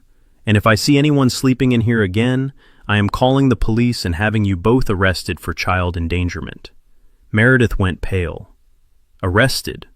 Yes, ma'am, the inspector said. Now please step back while we finish documenting these violations. I watched as they slapped a large orange sticker on the garage door. Uninhabitable. It was the scarlet letter of the construction world. It meant you had failed. It meant you were dangerous. Terrence sat down on the driveway, his head in his hands. He looked defeated. Meredith, however, was not defeated. She was pivoting. I saw the look in her eyes change from fear to calculation. She looked at the inspectors, then at the neighbors who were starting to come out onto their porches to watch the show. She ran back into the house. 5 minutes later, she came out fully dressed in a tracksuit, her hair brushed her face, made up. She was holding her phone, mounted on a stabilizer. She walked right up to the orange sticker and hit record. Guys, I am literally shaking right now, she said into the camera, her voice trembling with a practiced fragility. I do not even know where to start. We just woke up to the city pounding on our door like we are criminals. They are fining us $5,000 because we were trying to create a safe space for our son. She wiped a fake tear from her cheek. It is harassment, plain and simple, and I know who is behind it. My father-in-law has deep connections in this city. He is a wealthy, powerful man who has never liked me because I come from a humble background. He is using his influence to terrorize a young, struggling family. I gripped the steering wheel, watching her spin the narrative. She wasn't just lying. She was weaponizing her victimhood. We are just trying to survive, she sobbed into the lens. Terrence lost his job months ago, and we have been too proud to ask for help. We are trying to renovate this house ourselves to make room for everyone, and instead of helping us, his father sends the city to shut us down. He wants us to be homeless. He wants to break us. She turned the camera to Terrence, who was still sitting on the concrete, looking pathetic. Look at my husband, she whispered. He is broken. His own father is doing this to him. Please, guys, if you can spare anything, we have a link in my bio. We need to pay these fines or they are going to take our home. We are being targeted by the corrupt elite. Please help us fight back." She ended the video and immediately started typing furiously, posting it, sharing it, tagging local news stations, tagging me. My phone started buzzing instantly. Notifications from Facebook, Instagram, and Twitter. People I didn't even know were commenting on her post. "This is disgusting. How can a grandfather do this? Eat the rich. Leave this family alone. I hope you rot, old man. You are evil." I read the comments one by one. They didn't know the truth. They didn't know about the trust fund. They didn't know about the cold garage. They only knew what the pretty crying blonde woman told them. She was painting me as a monster, a tyrant who used his power to crush the weak. I started the truck. I had seen enough. Meredith thought she had won this round. She thought she could use public opinion to shame me into backing down. She thought her army of internet strangers could protect her from the consequences of her actions. But she didn't understand how construction works. When you find rot, you don't paint over it, you tear it out. And the demolition was just beginning. I drove to the bank, my jaw set. I had a meeting with the fraud department regarding the misuse of the Platinum Visa. And after that, I had a meeting with a private investigator named Rocco. If Meredith wanted to talk about secrets, I was going to give her something to talk about. I was going to find out exactly where Jordan's disability checks had been going for the last 2 years. Because you don't buy $1,000 sewing machines on a single income. And you certainly don't buy them when your husband has been unemployed for 6 months. The internet comments were just noise. The real storm was gathering in a file folder on my desk, and when it broke, it was going to wash her entire life away. The diner smelled of burnt coffee and bacon grease, a scent that usually reminded me of early mornings on a job site, but today it smelled like corruption. I sat in the back booth across from Rocco, a private investigator I had used for 20 years to vet subcontractors and check liability claims. Rocco was a small man with eyes that missed nothing and a moral compass that pointed true north. He slid a thick manila envelope across the Formica table. He did not smile. He did not ask how I was doing. He just tapped the envelope with a manicured fingernail. "You are not going to like this, Cornell," he said, his voice raspy from years of cheap cigarettes. "It is worse than we thought." I tracked the flow of money from the household accounts. I pulled the records for Jordan's supplemental security income. I opened the envelope. Inside were pages of bank statements highlighted in neon yellow. I put on my reading glasses and focused on the numbers. Every month on the 1st, a deposit of $914 hit the joint account marked SSITREAS 310. That was Jordan's disability money. Money from the government meant to pay for his therapy, his medication, his clothes, and his food. It was money meant to level the playing field for a boy who had been dealt a hard hand. I followed the line across the page. On the 2nd of every month, there was an automatic transfer. The entire amount, $914, was moved to an account labeled MB Personal. MB, Meredith Banks. I flipped to the next page. Rocco had pulled the statements for Meredith's personal account. I looked at the transaction history and my stomach turned. January 2nd, transfer in, $914. January 3rd, Serenity Day Spa, $300. January 4th, Sephora, $200. January 5th, Nordstrom Rack, $400. It was a pattern. Every single month for the last 2 years. The money came in for Jordan and went out for Meredith. She was exfoliating her skin and buying designer handbags with the money meant to keep my grandson warm. She was literally wearing the resources that should have been buying him winter coats and orthopedic shoes. "She is stealing from him," Rocco said, taking a sip of his coffee. "That is federal fraud, Cornell. She is the representative payee." She signed a document swearing that money would be used for the beneficiary. Instead, she is using it to fund her lifestyle. I looked at the total at the bottom of the spreadsheet. Over $22,000 in 2 years. $22,000 that could have fixed the garage heater. $22,000 that could have bought Jordan a new computer or a tutor. "Does Terrence know?" I asked, my voice sounding hollow in my own ears. Rocco flipped to the last page. Here is the joint account statement. Terrence logs in every week. He sees the deposit. He sees the transfer. He has to sign off on the tax documents. He knows Cornell. He has known the whole time. I closed the folder. The rage I felt wasn't the hot, explosive anger I had felt at the house. This was cold. It was the heavy, crushing weight of a collapsing building. My son wasn't just a coward. He was a thief. He was an accomplice to the abuse of his own child. I paid Rocco and walked out of the diner. The winter sun was bright and blinding, but I saw nothing but red. I got in my truck and drove to the darkest dive bar in the city, the Iron Horse. It was a place where men went to drink when they didn't want to be found, where the air was thick with shame and sawdust. I knew Terrence would be there. I knew he wasn't at work because Rocco had told me he had been fired 6 months ago for filing false expense reports. I found him in a booth in the back, nursing a beer at 11 in the morning. He looked small. His shoulders were hunched. His expensive sweater vest looked out of place among the bikers and day drinkers. He looked up when I shadowed his table. His eyes were bloodshot, and he flinched as if he expected me to hit him. "Dad," he stammered, "what are you doing here?" "Get up," I said. "Dad, please, not here." I reached down and grabbed him by the collar of his shirt. I hauled him up out of the booth. He stumbled, his legs weak. I dragged him out the back door into the alley where the dumpsters were. It was cold, and it smelled of garbage. It was fitting. I threw the manila envelope at his chest. The papers scattered across the wet pavement. "Pick it up," I commanded. Terrence scrambled to gather the papers. He saw the highlighted lines. He saw the spa charges. He saw the theft laid out in black and white. He started to cry. It was a pathetic mewling sound. "I can explain, Dad," he sobbed, clutching the damp papers. "Explain," I roared. "Explain how you let that woman steal $20,000 from your crippled son. Explain how you watched him sleep in a freezing garage while she got facials with his medicine money. You are eating your own son, Terrence. You are a cannibal." Terrence collapsed against the brick wall, sliding down until he was sitting in the dirt. "I lost my job, Dad," he wailed. "They fired me 6 months ago. I did not know how to tell her. I did not know how to tell you." "So you let her rob a child?" I asked, leaning over him. "She threatened to leave me," Terrence cried, tears streaming down his face. "She said if I couldn't provide the lifestyle she deserved, she would find someone who could. She said she was too beautiful to be poor. I was scared, Dad. I love her. She is everything to me. If she leaves, I am nothing." I looked down at the man I had raised. I looked at the man I had taught to ride a bike, to throw a ball, to be honest.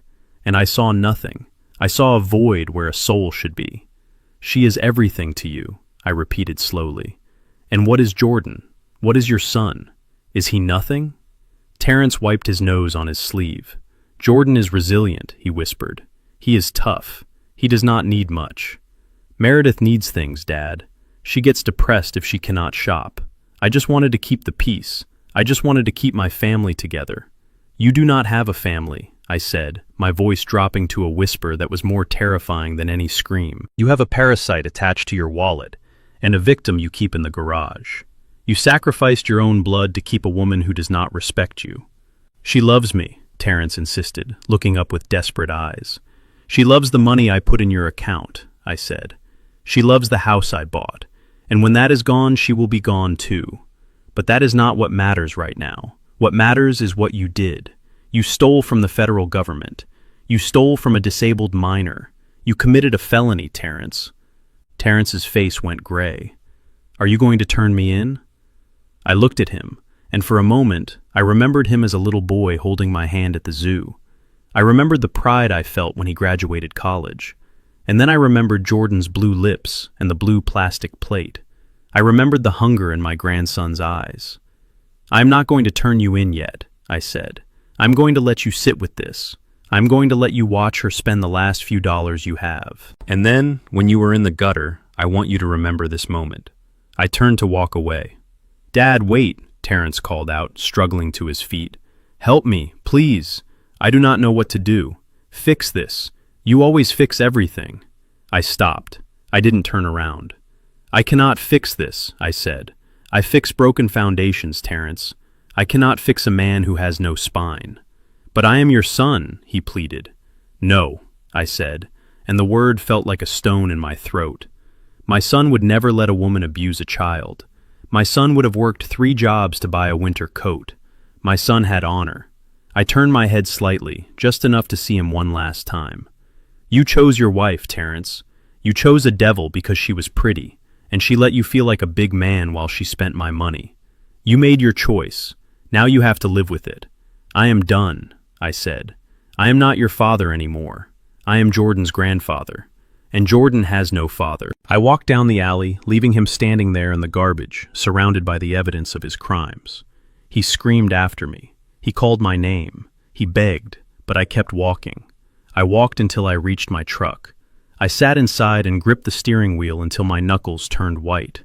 I didn't cry.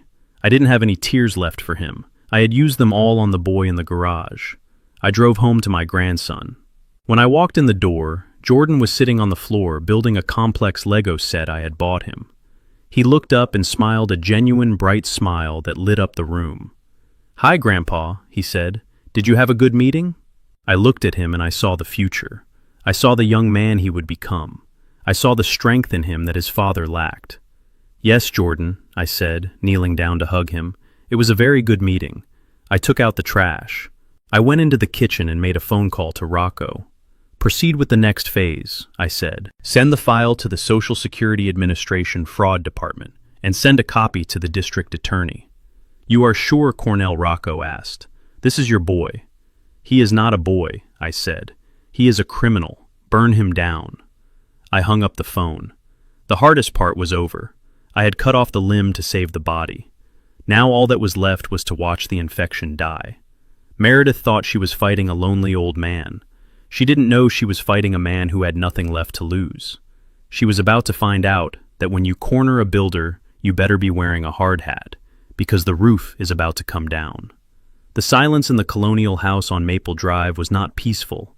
It was the heavy, suffocating silence of a bomb waiting to detonate. Meredith was pacing the length of her kitchen, her heels clicking sharply on the hardwood floors she claimed to love so much. The house was cold. We had cut the utilities stipend, and Terrence had been forced to lower the thermostat to save money. Meredith was wearing her expensive coat inside, shivering, not just from the temperature, but from the withdrawal of her lifestyle. She was cornered. The credit cards were dead. The bank accounts were frozen. The city inspectors had humiliated her, and her social media comments section had turned into a battlefield she was losing. She needed a way out. She needed the money to start flowing again. And in her twisted narcissism, she had identified the only obstacle standing in her way. It wasn't her spending, it wasn't her cruelty, it was Jordan. She believed that if Jordan was gone, if he was out of the picture, Cornell would have no reason to be angry. She thought I was punishing them for the garage incident, and if she could just prove that they couldn't handle him, that he needed professional help, I would open the checkbook again to pay for it.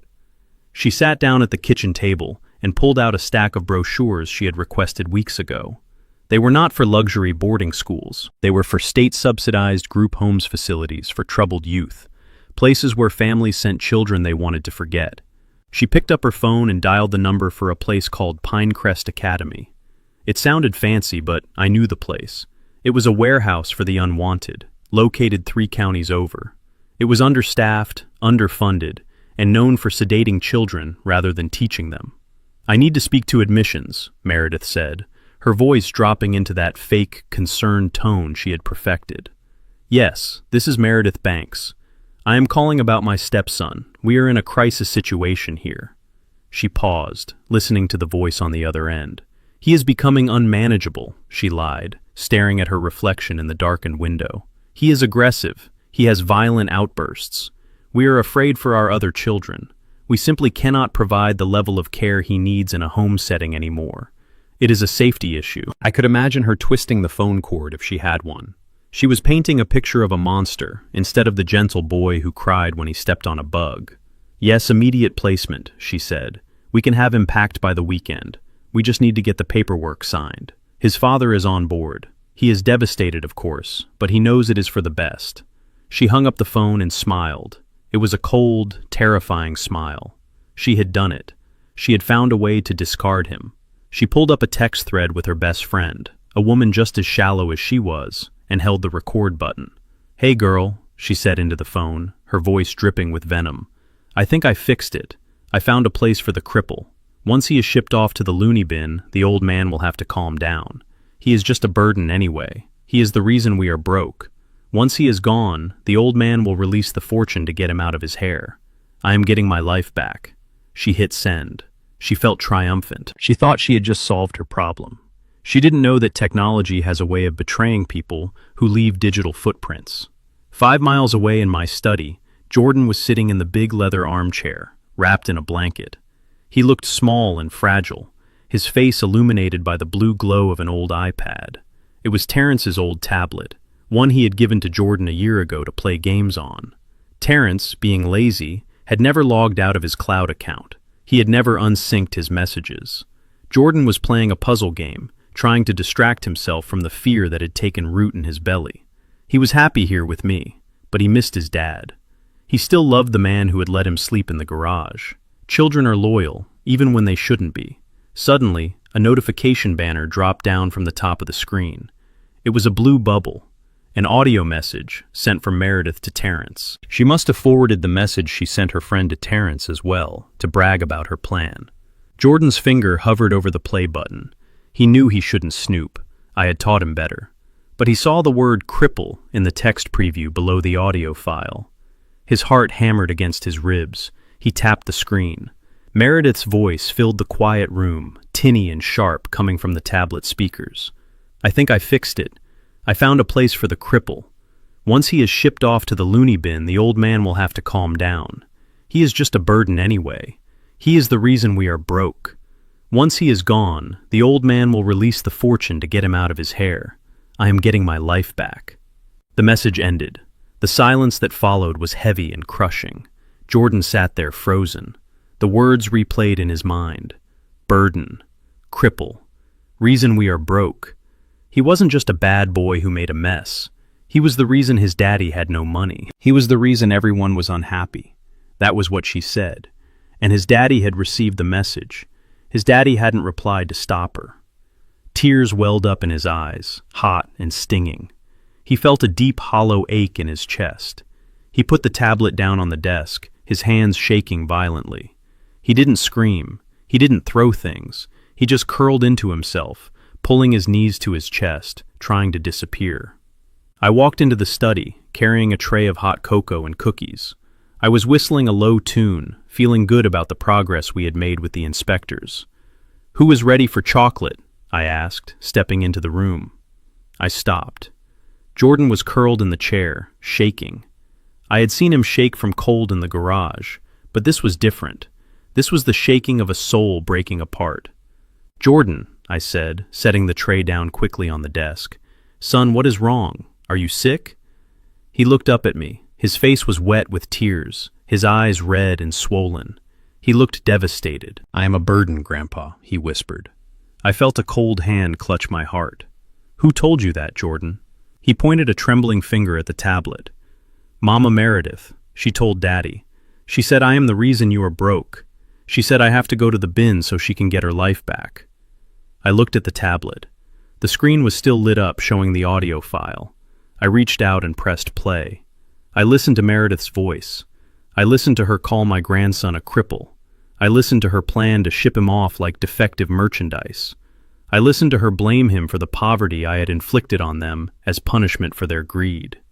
The rage that filled me was not like the anger I had felt before. This wasn't fire. This was ice. It was absolute zero. It was the kind of cold that stops time. "She is sending me away," Grandpa Jordan sobbed. "She is going to put me in a home. Daddy is going to let her." I picked up the tablet. I saved the audio file.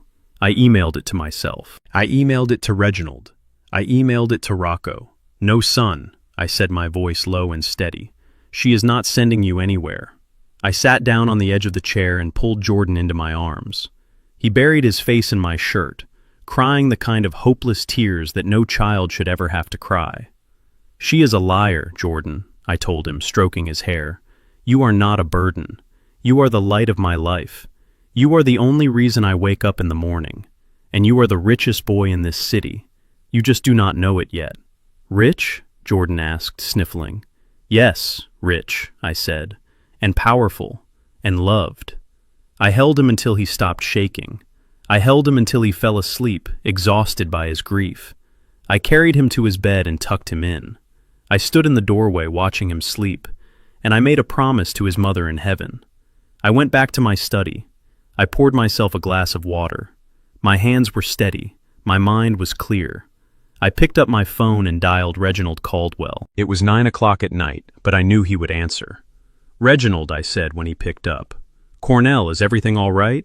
"No, Reginald," I said. "Nothing is all right. But it is about to be final." "What has happened?" "I have a recording," I said.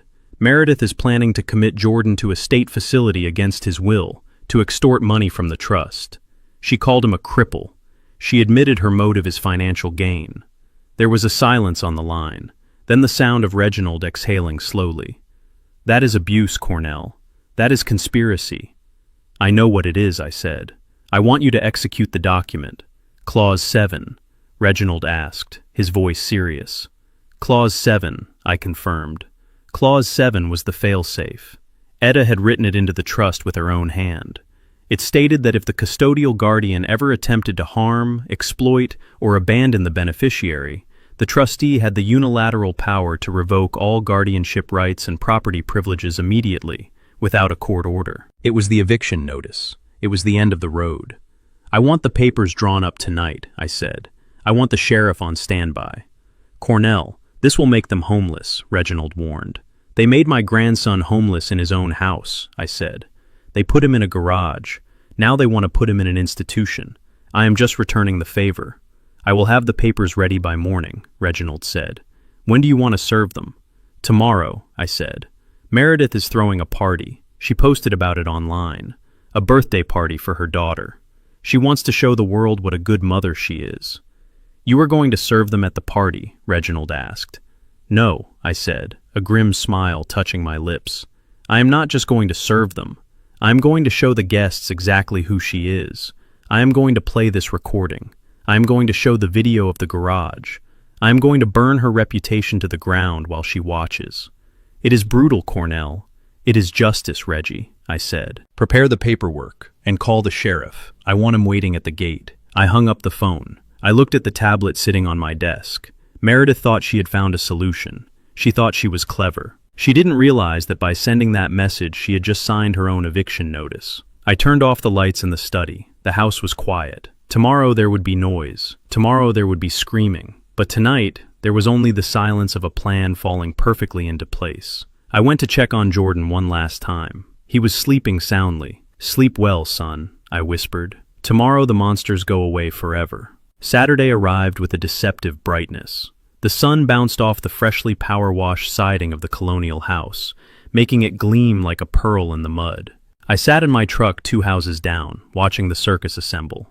Meredith was not going down without a fight. She had decided that the best way to counter the narrative of the city inspection and the orange condemnation sticker was to throw a party so lavish it would blind people to the truth.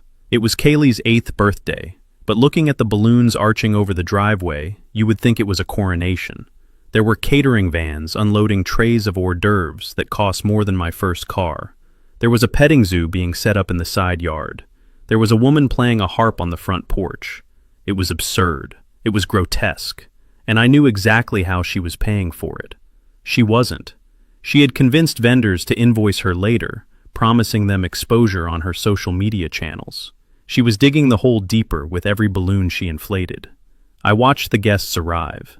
They were the moms from the private school, the women from the country club, the circle of vultures Meredith desperately wanted to impress. They drove Range Rovers and Porsches. They wore designer sunglasses and carried handbags that cost 5 figures. They walked up the driveway, kissing the air near Meredith's cheeks, telling her how brave she was for dealing with the stress of the renovation. That was the lie she had spun. The city inspection wasn't a condemnation. It was just a bureaucratic hiccup in her grand renovation plans. Meredith was in her element. She was wearing a white dress that looked bridal, holding a glass of champagne, laughing, that tinkling fake laugh that made my teeth ache. She was playing the role of the martyr mother, the woman who did it all with a smile. She had Kaylee dressed in a miniature version of her own outfit, parading her around like a show pony. But I noticed something.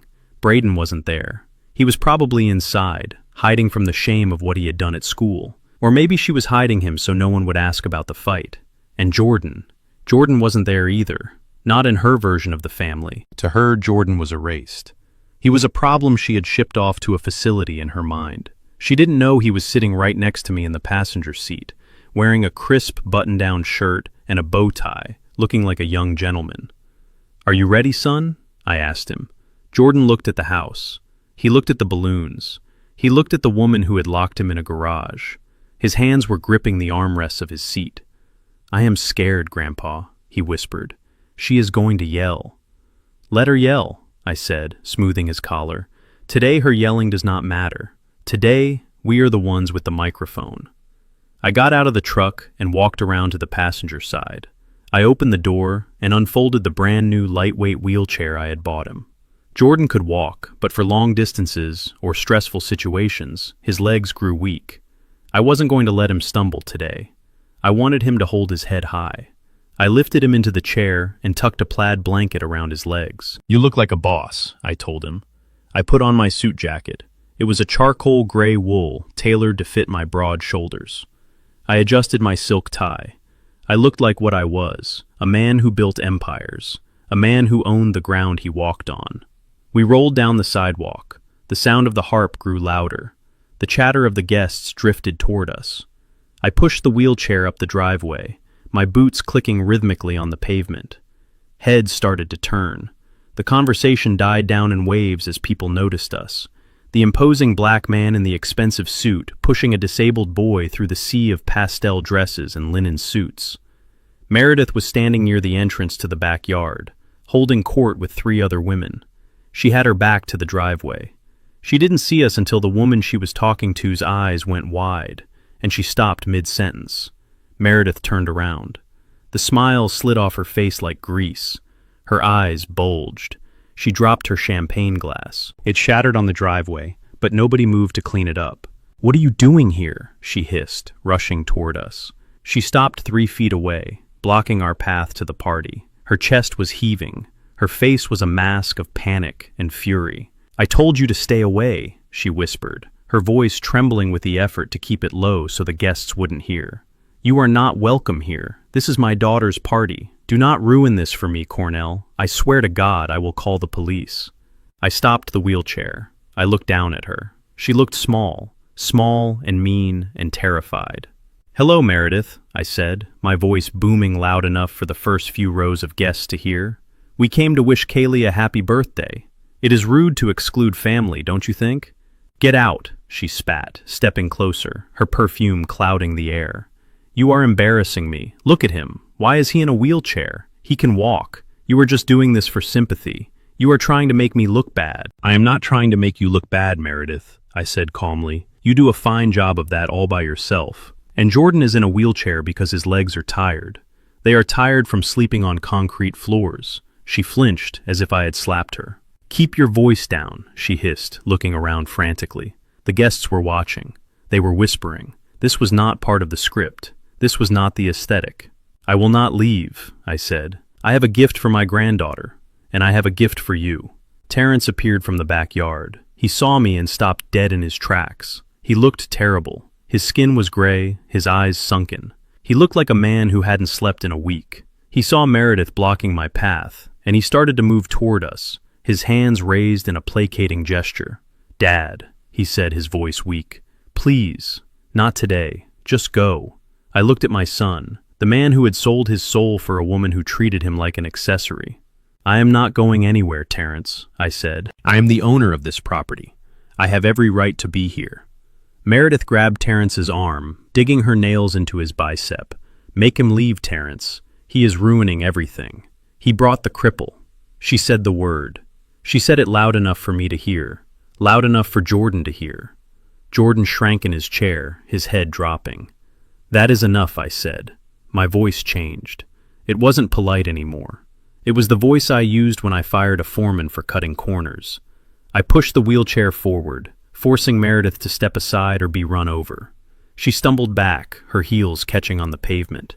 I rolled past her, past Terrence, and into the backyard. The party was in full swing. There was a large white tent set up on the lawn. Underneath it, tables were laden with food. At the far end, there was a massive screen set up, playing a slideshow of photos. Photos of Kaylee, photos of Braden, Photos of Meredith and Terrence looking happy and successful. There were no photos of Jordan, not a single one. It was as if he did not exist. The guests parted as I walked through the crowd. I felt their eyes on us. I heard their whispers. Who is that? Is that the grandfather? Why wasn't the boy invited? I walked straight up to Kaylee, who was sitting at a special table wearing a tiara. She looked up at me, her eyes wide. She liked me. We had always gotten along before Meredith poisoned the well. "Hi, Grandpa Cornell," she said quietly, looking nervously at her mother who was storming toward us. "Happy birthday, sweetheart," I said, handing her a small envelope. It was a savings bond, something for her future, something real. "Thank you," she said, taking it. Then I turned around. I faced the crowd.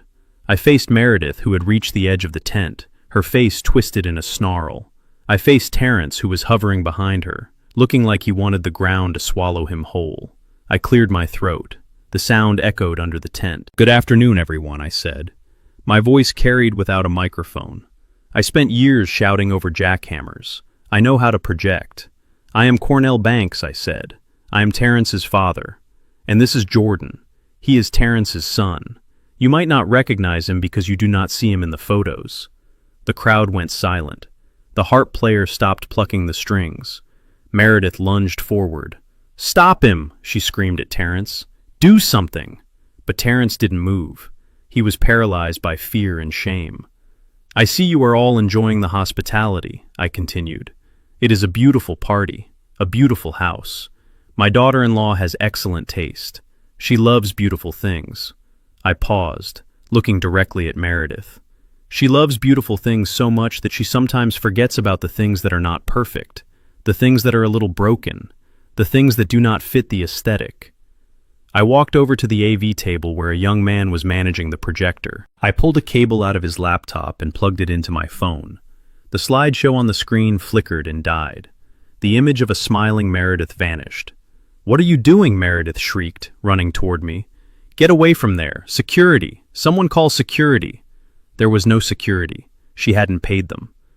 "I have a special presentation for the birthday girl," I said, my voice cold as steel.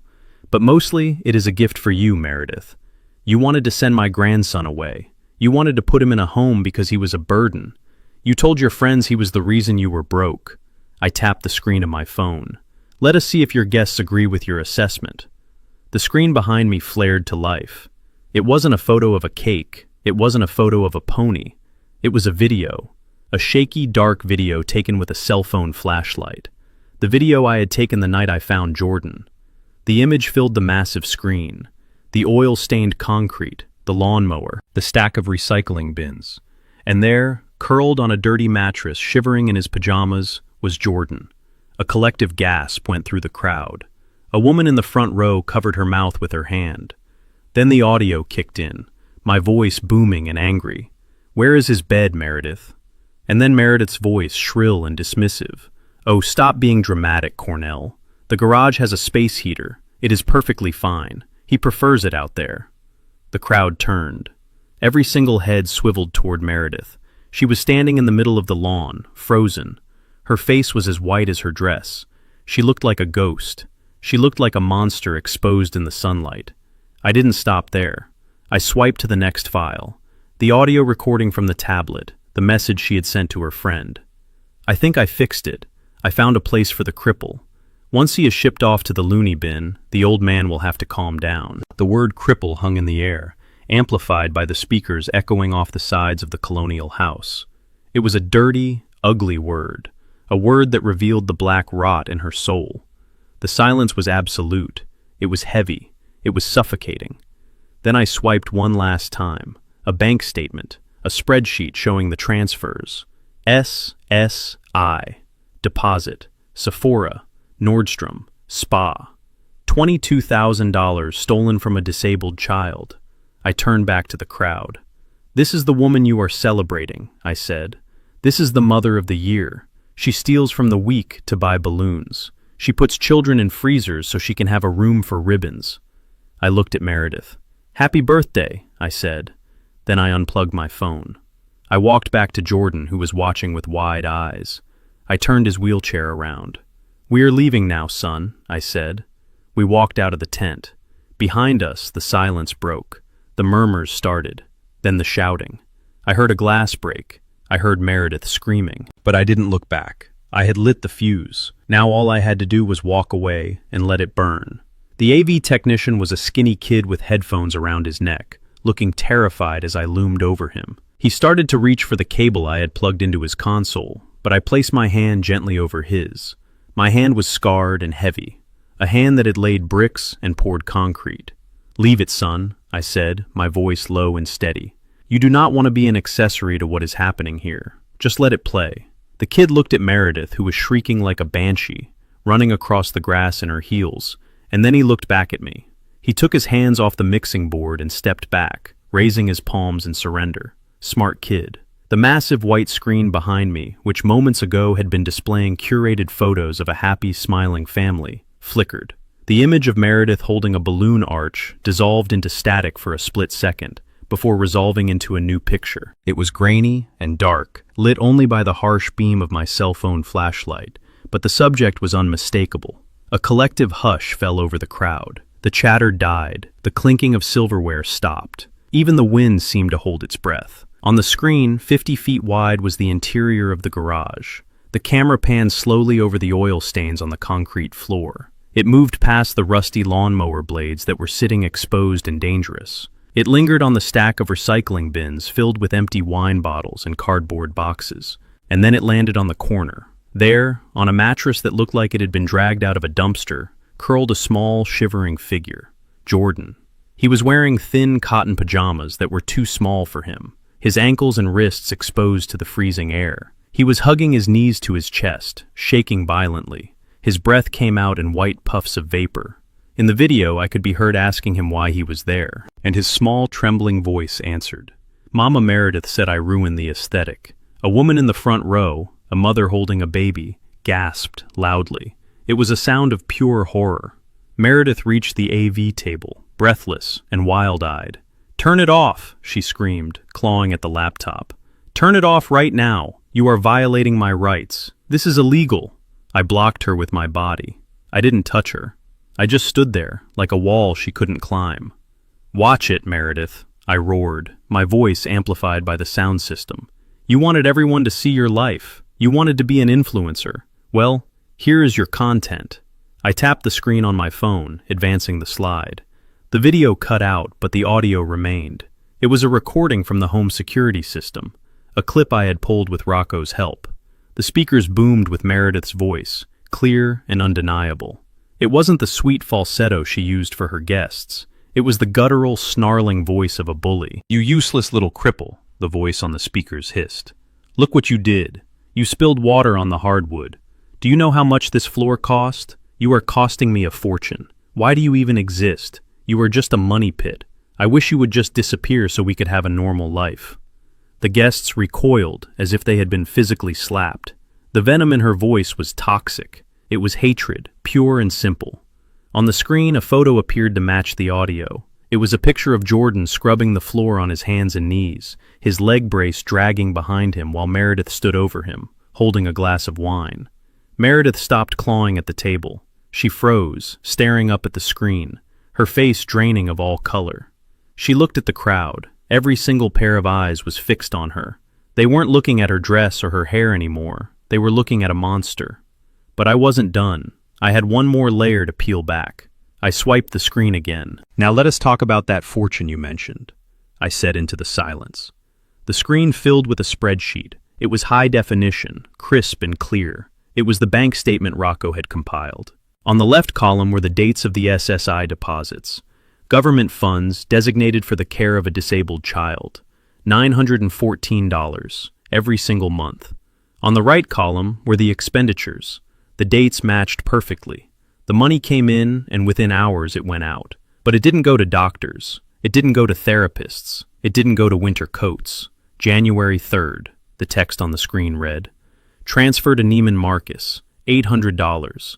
Item description, Louboutin Pigalle Follies. February 3rd, transfer to Serenity Spa, $600. Platinum facial package.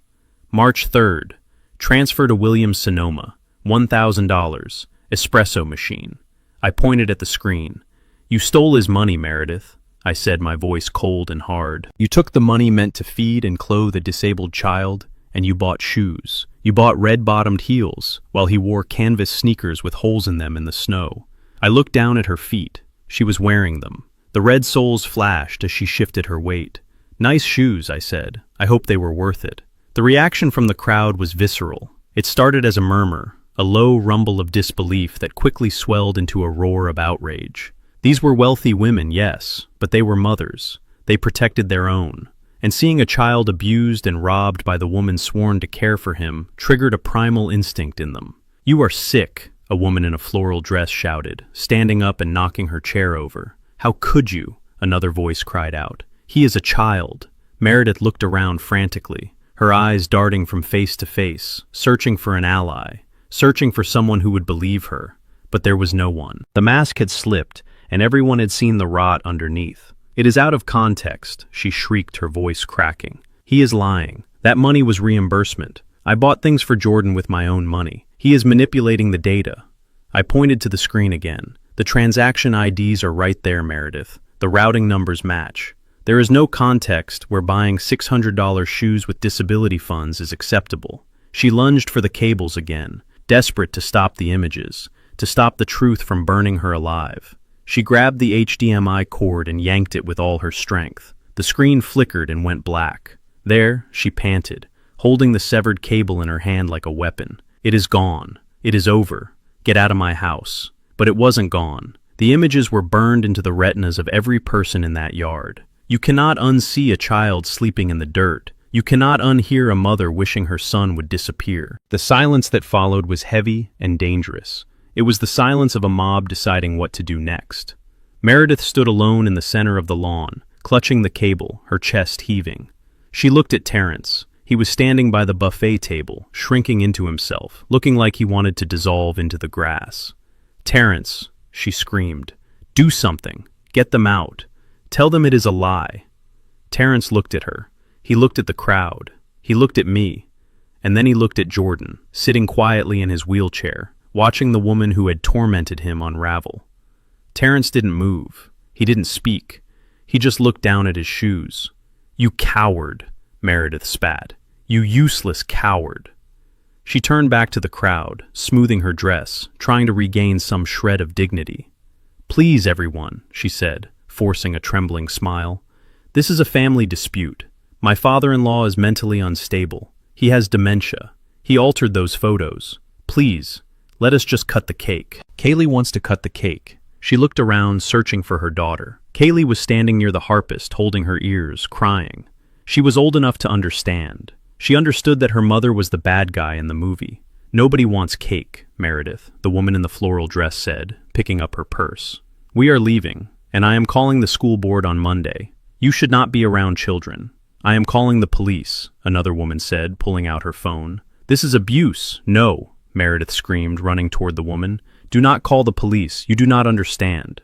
I stepped forward. I had one more card to play, the final nail in the coffin. "Let them call the police, Meredith," I said. "They are already on their way. But before they get here, there is one more person you need to meet." I gestured to the gate. The crowd parted again. Walking up the driveway, carrying a leather briefcase and looking like the Grim Reaper in a pinstripe suit, was Reginald Caldwell. "You told me to get out of your house, Meredith," I said as Reginald stepped up beside me. "You told me I had no rights here. Well, I think it is time we clarified exactly whose house this is." Reginald opened his briefcase and pulled out a sheaf of documents with a blue legal cover. "Meredith Banks," he said, his voice projecting clearly across the yard. "I am acting on behalf of the Etta Banks Trust. I am serving you with an immediate notice of eviction and a revocation of guardianship." "Eviction?" Meredith laughed, a hysterical, high-pitched sound. "You cannot evict me. I am the mother. I live here." Reginald handed her the papers. She didn't take them, so he let them drop at her feet, right next to her stolen red-bottomed shoes. "Clause 7, Reginald said. "The trustee has determined that you have violated the terms of occupancy by endangering the primary beneficiary. You have 24 hours to vacate the premises." The crowd gasped. The whispers turned into shouts. 24 hours! She doesn't own the house. It is the trust. Meredith looked at the papers on the grass. She looked at me. Her eyes were filled with a hatred so pure it was almost impressive. "You planned this," she hissed. "You planned this whole thing." I looked at her calmly. "I told you, Meredith," I said. "I am a builder. I know how to spot a weak foundation, and I know how to bring a house down. Now get off my property." Meredith stood in the center of the lawn, trembling with a rage that seemed to vibrate off her skin like heat waves. Her face was contorted into a mask of pure, unadulterated fury. She looked at the papers lying in the grass at her feet, next to her stolen designer shoes, but she refused to pick them up. To acknowledge them would be to acknowledge that her reign was over, and her ego simply could not allow that. Instead, she doubled down on her delusion. "Get out of my house!" she shrieked, her voice cracking and raw. "I am calling the police right now. You are trespassing. You are harassing me. I want you all gone, every single one of you." She spun around wildly, pointing a shaking finger at the guests who were still lingering, mesmerized by the spectacle. "Leave!" she screamed at them. "The party is over. Get off my property." She pulled her phone from the pocket of her dress, fumbling with it because her hands were shaking so badly. She dialed 911 and put it on speakerphone, screaming at the operator before they even answered. "I need police at 45 Maple Drive," she yelled. "I have intruders. They are refusing to leave. They are threatening me. Send everyone." I stood there watching her unravel with a calm detachment. She was like a trapped animal, biting at the bars of a cage she had built herself. She truly believed that if she screamed loud enough, reality would bend to her will. She believed that possession was 9/10 of the law, and that because she had filled the house with her pillows and her candles, it belonged to her. Reginald Caldwell cleared his throat. The sound was dry and authoritative, cutting through Meredith's hysteria like a knife. He adjusted his glasses and looked at her with the weary patience of a man who had spent 40 years dealing with people who thought they were above the rules. "Mrs. Banks." Reginald said, his voice projecting clearly to the silent crowd. "You can call the police if you wish. In fact, it might expedite the process. But before they arrive, I suggest you listen very carefully to what I am about to read." He lifted the blue-bound document he was holding. He didn't just read it, he performed it. He knew that for justice to be truly served, it had to be public. It had to be undeniable. "This represents the deed of trust for the property located at 45 Maple Drive," Reginald announced. "This property was purchased 5 years ago by the Etta Banks Testamentary Trust. It is not titled to Terrence Banks. It is not titled to Meredith Banks. It is held in trust for the sole benefit of the minor child, Jordan Banks." A murmur rippled through the crowd. I saw women looking at each other, their eyes wide. They whispered behind their hands. "She does not own the house. It belongs to the boy." Reginald continued flipping a page with a sharp snap. Under Article 4, Section C of the Trust Agreement, the biological father, Terrence Banks, is granted the status of custodial tenant. This status allows him and his legal spouse to reside in the property rent-free, on the strict condition that they provide a safe, stable, and nurturing environment for the beneficiary. Reginald looked up over the rim of his glasses, staring directly at Terrence, who was still cowering by the buffet table. "However," Reginald said, his voice dropping an octave for emphasis, "we are invoking Clause 7. "Clause 7. Meredith spat. "What is Clause 7? Reginald read from the document. "Clause 7. The nuclear option. In the event that the custodial tenant or any member of their household is found to have abused, neglected, or exploited the beneficiary verbally, physically, or financially, the trustee reserves the right to revoke the custodial tenancy immediately and without prior notice." He paused, letting the words sink in.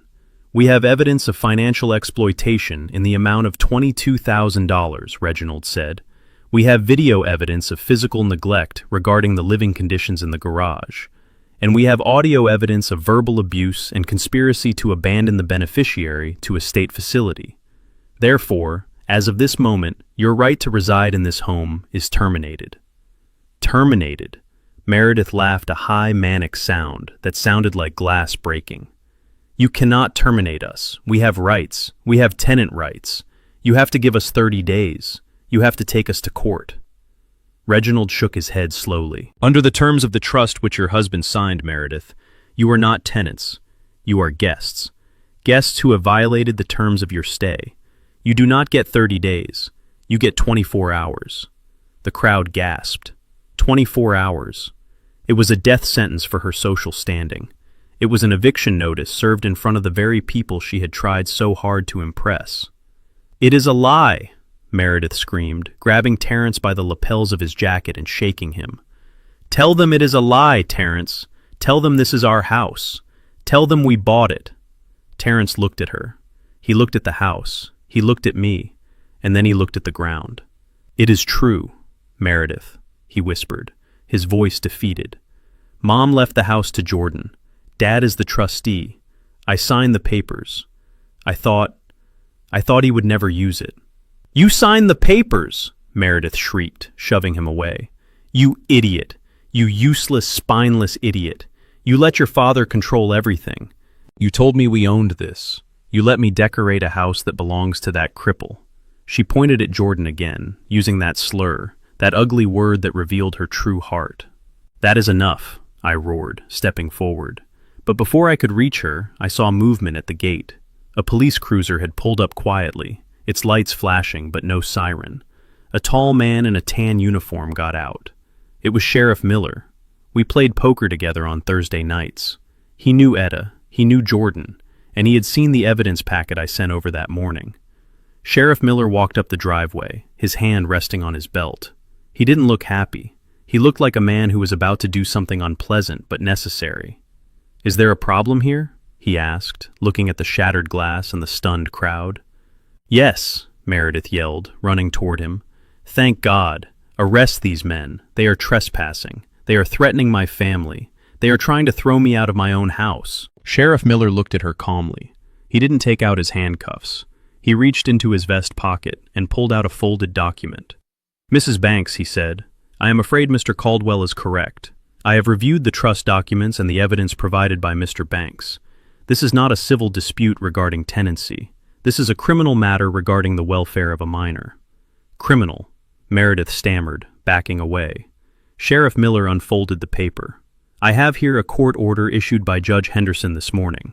It is an emergency protective order, granting full temporary custody of Jordan Banks to his grandfather, Cornelius Banks." He handed the paper to her. She took it, her hands trembling so hard the paper rattled. "Furthermore," the sheriff continued, his voice hardening, "this order includes a provision barring you, Meredith Banks, and you, Terence Banks, from having any contact with Jordan Banks or coming within 500 feet of him. Given that Jordan is the legal owner of this property, and his guardian has requested your removal, you are in violation of this order by being here." "You are kicking me out," Meredith whispered, the fight draining out of her as the reality of the police presence sank in. "I am enforcing a court order, ma'am," the sheriff said. "You have 24 hours to remove your personal effects. If you are not gone by noon tomorrow, I will return, and I will arrest you for trespassing in violation of a protective order. And Mrs. Banks, based on the video evidence I saw regarding the garage, I would suggest you comply. The district attorney is already reviewing the file for potential child abuse charges. You do not want to add resisting arrest to that list." Meredith looked around. The guests were gone. They had fled like rats from a sinking ship the moment the police arrived. The catering staff was packing up their trucks, moving quickly and quietly, trying not to be noticed. The only people left were her family, staring at her with judgment, and the law staring at her with authority. She looked at the house, the big white colonial with the black shutters, the symbol of her success, the stage for her life. It was gone. It had never been hers. She looked at Terence. He was sitting on a folding chair, his head in his hands, weeping softly. He was useless to her now. Then she looked at me. Her eyes were filled with a venom so potent it could have killed a lesser man. "You planned this," she hissed. "You waited until today. You wanted to humiliate me." I stepped closer to her until I was looking down into her face. "I gave you a choice, Meredith," I said. "I came to you the night I found him. I gave you a chance to make it right. You chose to scream at me about your engagement metrics. You chose to keep him in the cold. You chose to call him a burden." I gestured to the empty yard, the ruined party, the fleeing guests. "You humiliated yourself," I said. I just turned on the lights. Sheriff Miller stepped between us. "It is time to go, Mr. Banks," he said to me gently. "You have your grandson. Let us get him home. We will handle the eviction." I nodded. I turned to Jordan, who was watching everything with wide, solemn eyes. "Come on, son," I said, unlocking the brakes on his wheelchair. "Let us go home." I pushed him down the driveway, past Meredith, who was standing frozen in the wreckage of her life. I didn't look back. I didn't need to. I knew exactly what was happening behind me. The house of cards had fallen. The facade had crumbled, and all that was left was the cold, hard truth. As we reached the truck, Jordan looked up at me. "Grandpa," he asked, "is she going to jail?"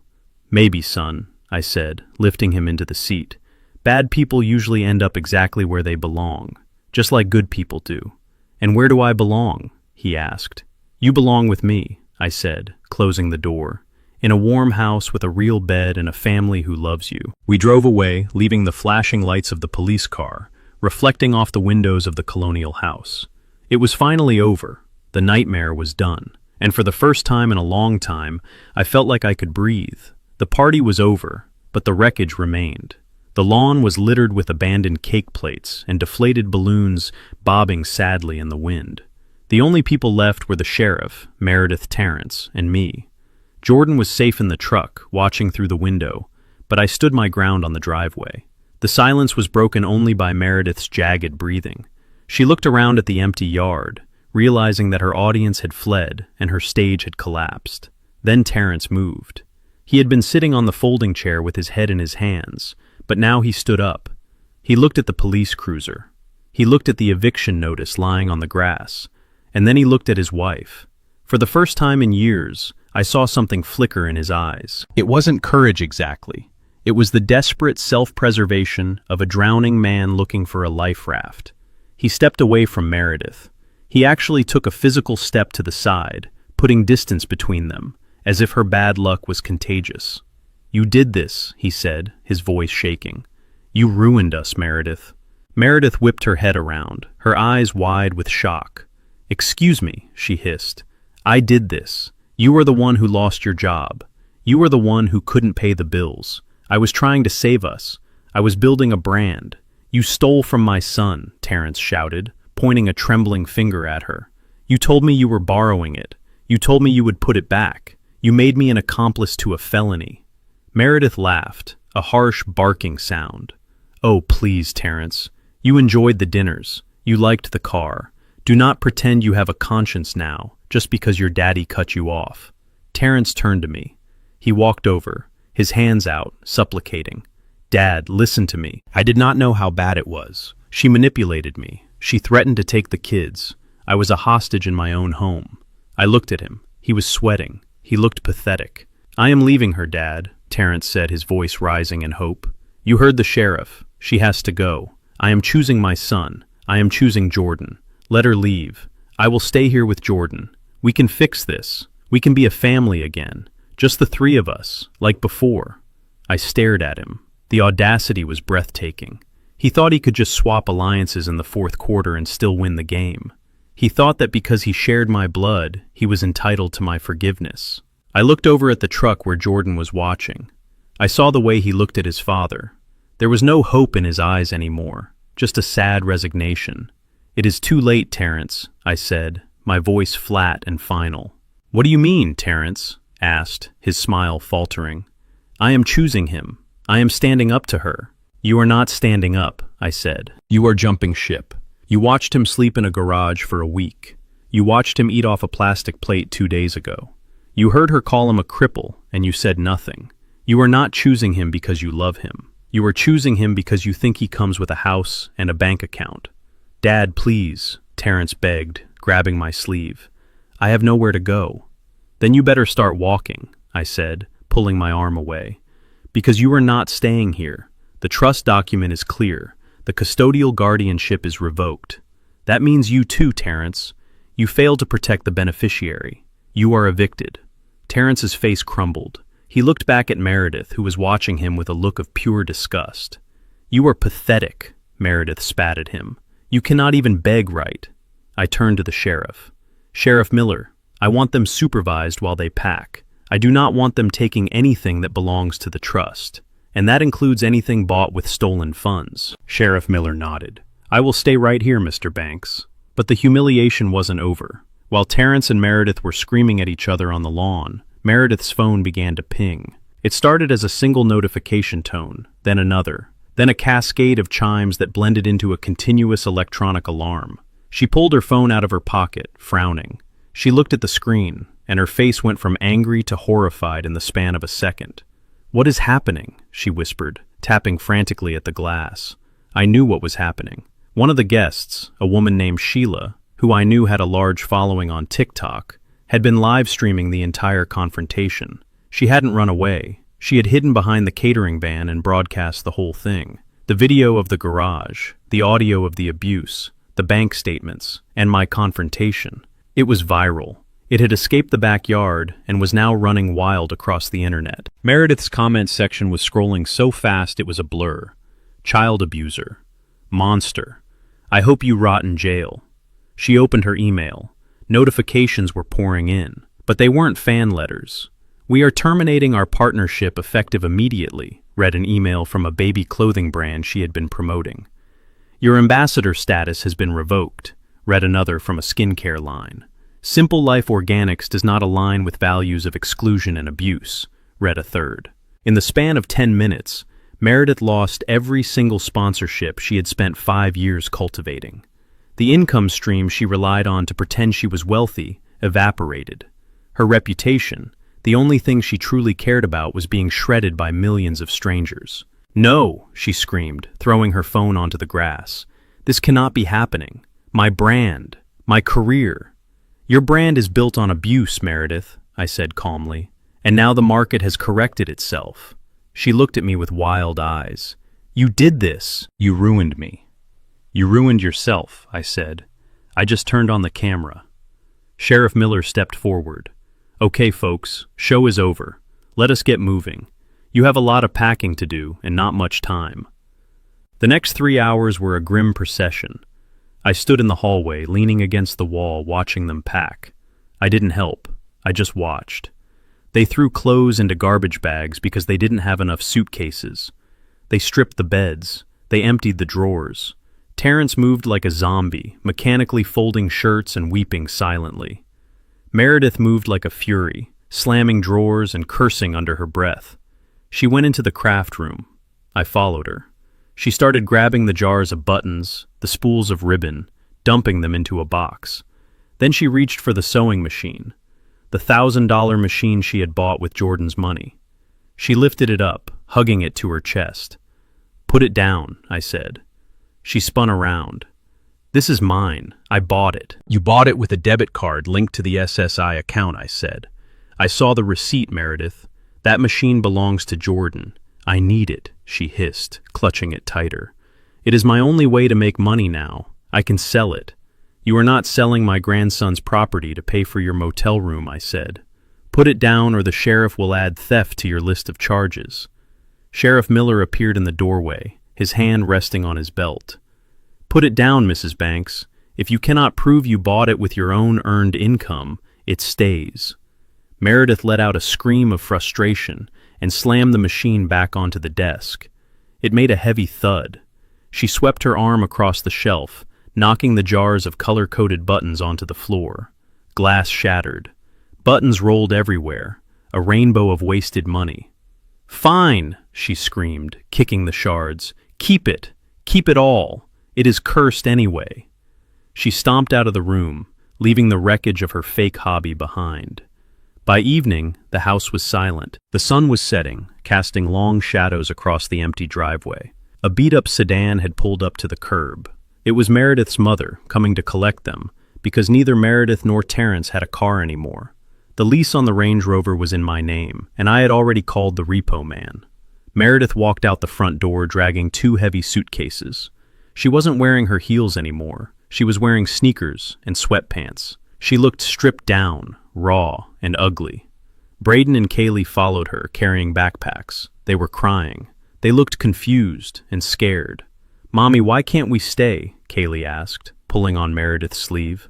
I want my room. I want my dollhouse. We cannot stay because your grandfather is a cruel man, Meredith snapped, yanking her arm away. Get in the car. I felt a twinge of pity for the children. They were innocent collateral damage in their mother's war. But I couldn't save everyone. I had to save Jordan. Terrence came out last. He was carrying a single duffel bag. He stopped on the porch and looked at me. I was standing by my truck where Jordan was waiting.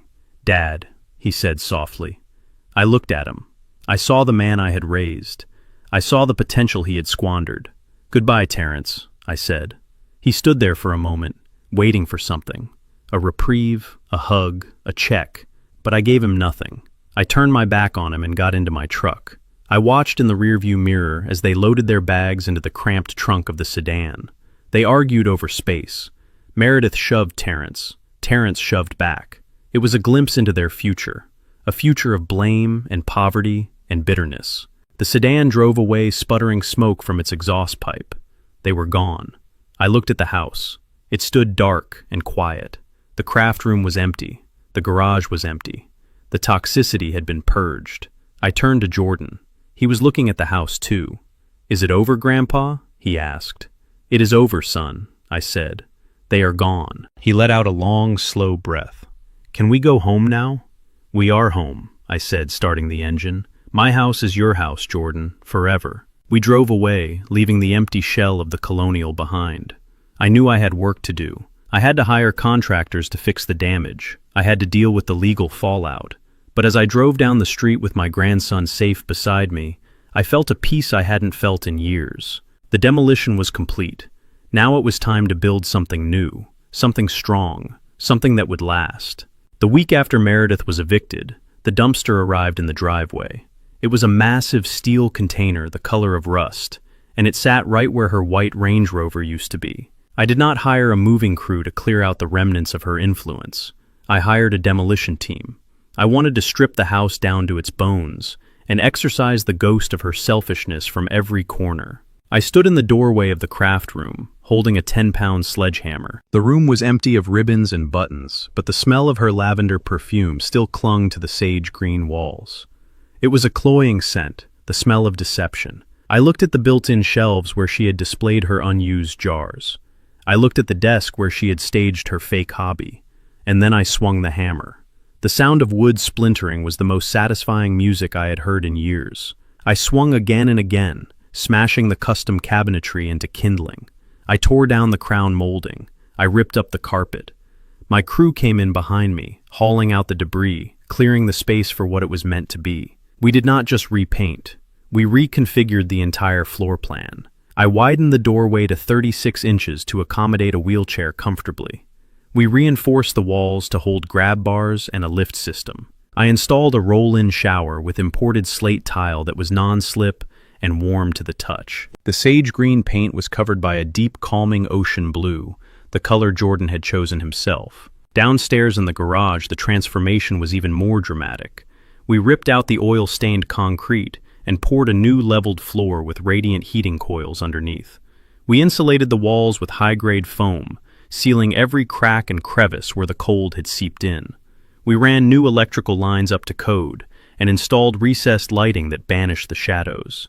It was no longer a place for trash or lawnmowers. I turned it into the ultimate gaming sanctuary. I bought a 70-inch television, a surround sound system, and every gaming console on the market.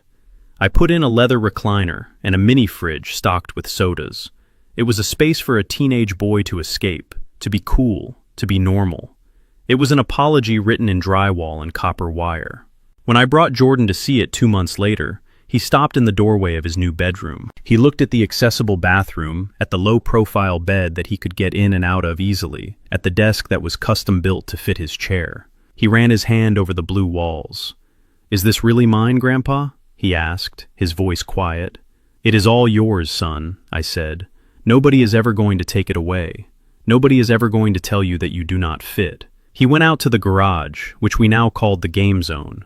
He sat in the leather chair and turned on the PlayStation. The room was 70 degrees. It was warm. It was safe. He looked at me and smiled.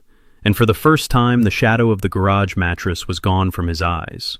While Jordan was settling into his new life, Terrence was beginning his. I had kept my word. He was not allowed to live in the house.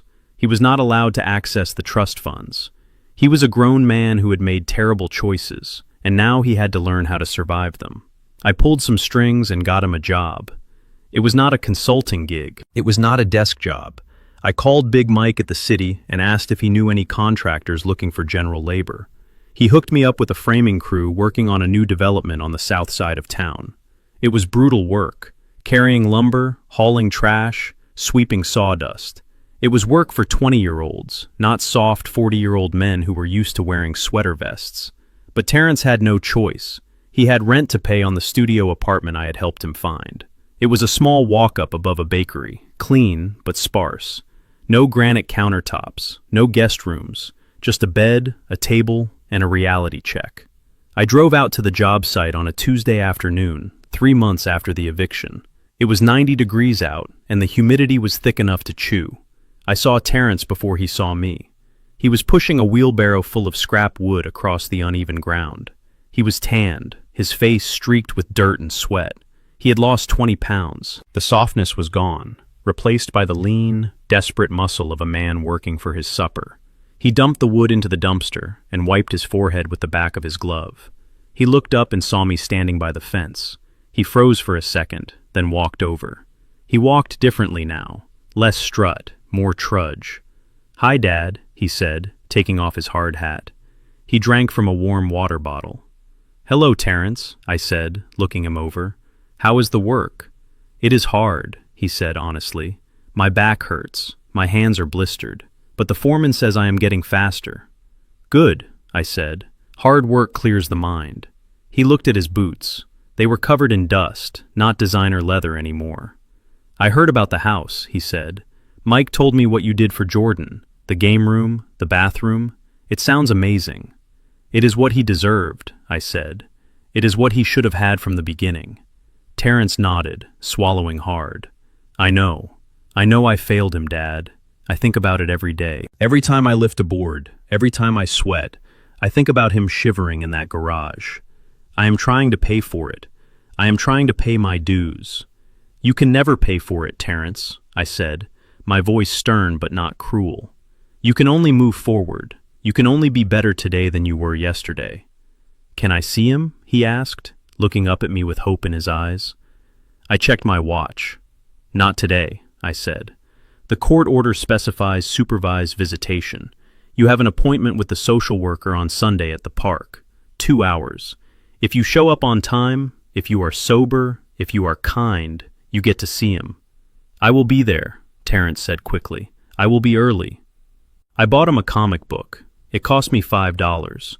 It was 2 hours of work after taxes, but I wanted to buy him something with my own money. Not yours, mine. I looked at him and I saw a glimmer of the sun I had tried to raise. He was broken, yes, but he was rebuilding himself from the ground up. He was learning the value of $1, and more importantly, the value of a relationship. "Good," I said. "Bring the comic book. He likes Spider-Man." I turned to leave, but Terrence called out to me. "Dad." I stopped. "Thank you," he said, "for not letting me get away with it, for burning it down. I think I would have died inside that house if you hadn't." "You were already dead, Terrence," I said.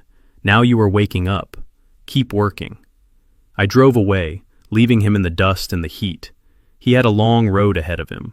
He might never fully earn back my trust, or Jordan's trust, but he was trying, and for now, that had to be enough. 6 months later, the seasons had changed. The winter that had almost frozen my grandson was a distant memory, replaced by the golden warmth of early summer. It was the 4th of July, and I was firing up the grill on the new patio we had built in the backyard. The air smelled of charcoal and barbecue sauce. The sun was setting, casting a warm orange glow over the yard. The landscaping was lush and green, the flowers blooming in the planters I had built by hand. It was a real home now, lived in and loved. Jordan was sitting at the patio table, wearing a Spider-Man t-shirt, his face smeared with sauce. He was laughing. It was a deep belly laugh that made his shoulders shake. He was talking to Lucy, the neighbor's daughter, who had come over to watch the fireworks. "You should see my high score," Jordan was saying, gesturing animatedly. "I beat the final boss on the first try. My grandpa watched. He said I was a ninja. I flipped the ribs on the grill, listening to him. He wasn't the scared, shivering boy I had pulled out of the trash anymore. He was confident. He was happy. He had gained weight, his cheeks filling out, his arms stronger from the physical therapy I took him to 3 times a week. He looked over at me and waved a rib bone in his hand. "Grandpa, are the burgers ready?" he yelled. "I am starving." "Almost, boss," I called back. "Do not fill up on chips." I looked around the yard. There were no white tents, no harp players, no fake friends trying to network. It was just us, just the people who mattered. Reginald stopped by later with a 6-pack of root beer. Big Mike came by with his wife to drop off a potato salad. It was a small gathering, but it was heavy with love. I thought about Meredith sometimes. Not often, but sometimes. I heard she had moved 3 states away back to her hometown. She was working in retail, selling clothes she could no longer afford to buy.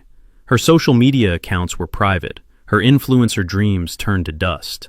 She was a cautionary tale, a ghost story I would tell Jordan when he was older. I thought about Terrence, too. He was still working construction. He hadn't missed a single visitation. He was quiet, respectful, and tired. He was slowly earning his way back into the periphery of our lives. He wasn't a father yet, not really, but he was trying to be a man. I plated the burgers and walked over to the table. I set the platter down and ruffled Jordan's hair. "Eat up, son," I said.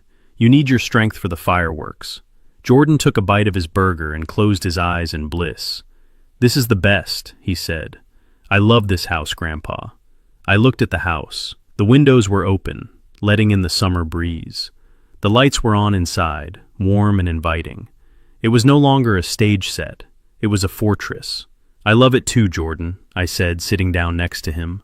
As the first firework whistled into the sky and exploded in a shower of red and blue sparks, I leaned back in my chair and watched my grandson's face light up with wonder. He wasn't looking at me. He was looking at the sky, his mouth open in a grin, his eyes reflecting the light. He was safe. He was warm. He was loved. I took a sip of my iced tea and looked at the camera in my mind. The audience that had followed this journey. Family is not blood, I thought, the words forming a final testament. Family isn't the name on a birth certificate or the people who look like you in photographs. Family is the person who stands in the doorway when the storm comes and says, "You are not sleeping in the cold tonight." Family is the person who burns down the world to keep you warm. I looked at Jordan one last time, and this boy will never know the cold again. Not as long as there is breath in my body and a hammer in my hand. The fireworks boomed overhead, a celebration of independence and a declaration of victory. We had won. The foundation held, and the house was finally a home. This story reminds us that family is defined by action, not just blood. True family stands in the gap to protect the vulnerable, rather than exploiting them for personal gain or aesthetics. Meredith and Terrence allowed greed and vanity to rot the foundation of their home, proving that a beautiful house means nothing without a warm heart inside. Cornell's actions teach us that love is a verb. It requires courage to stand up to bullies, even when they are your own kin. We must never compromise on dignity, because sometimes you have to tear down a toxic life to build a truly happy one. If you believe every child deserves a home built on love and not just appearances, hit that like button and subscribe for more stories of justice served cold.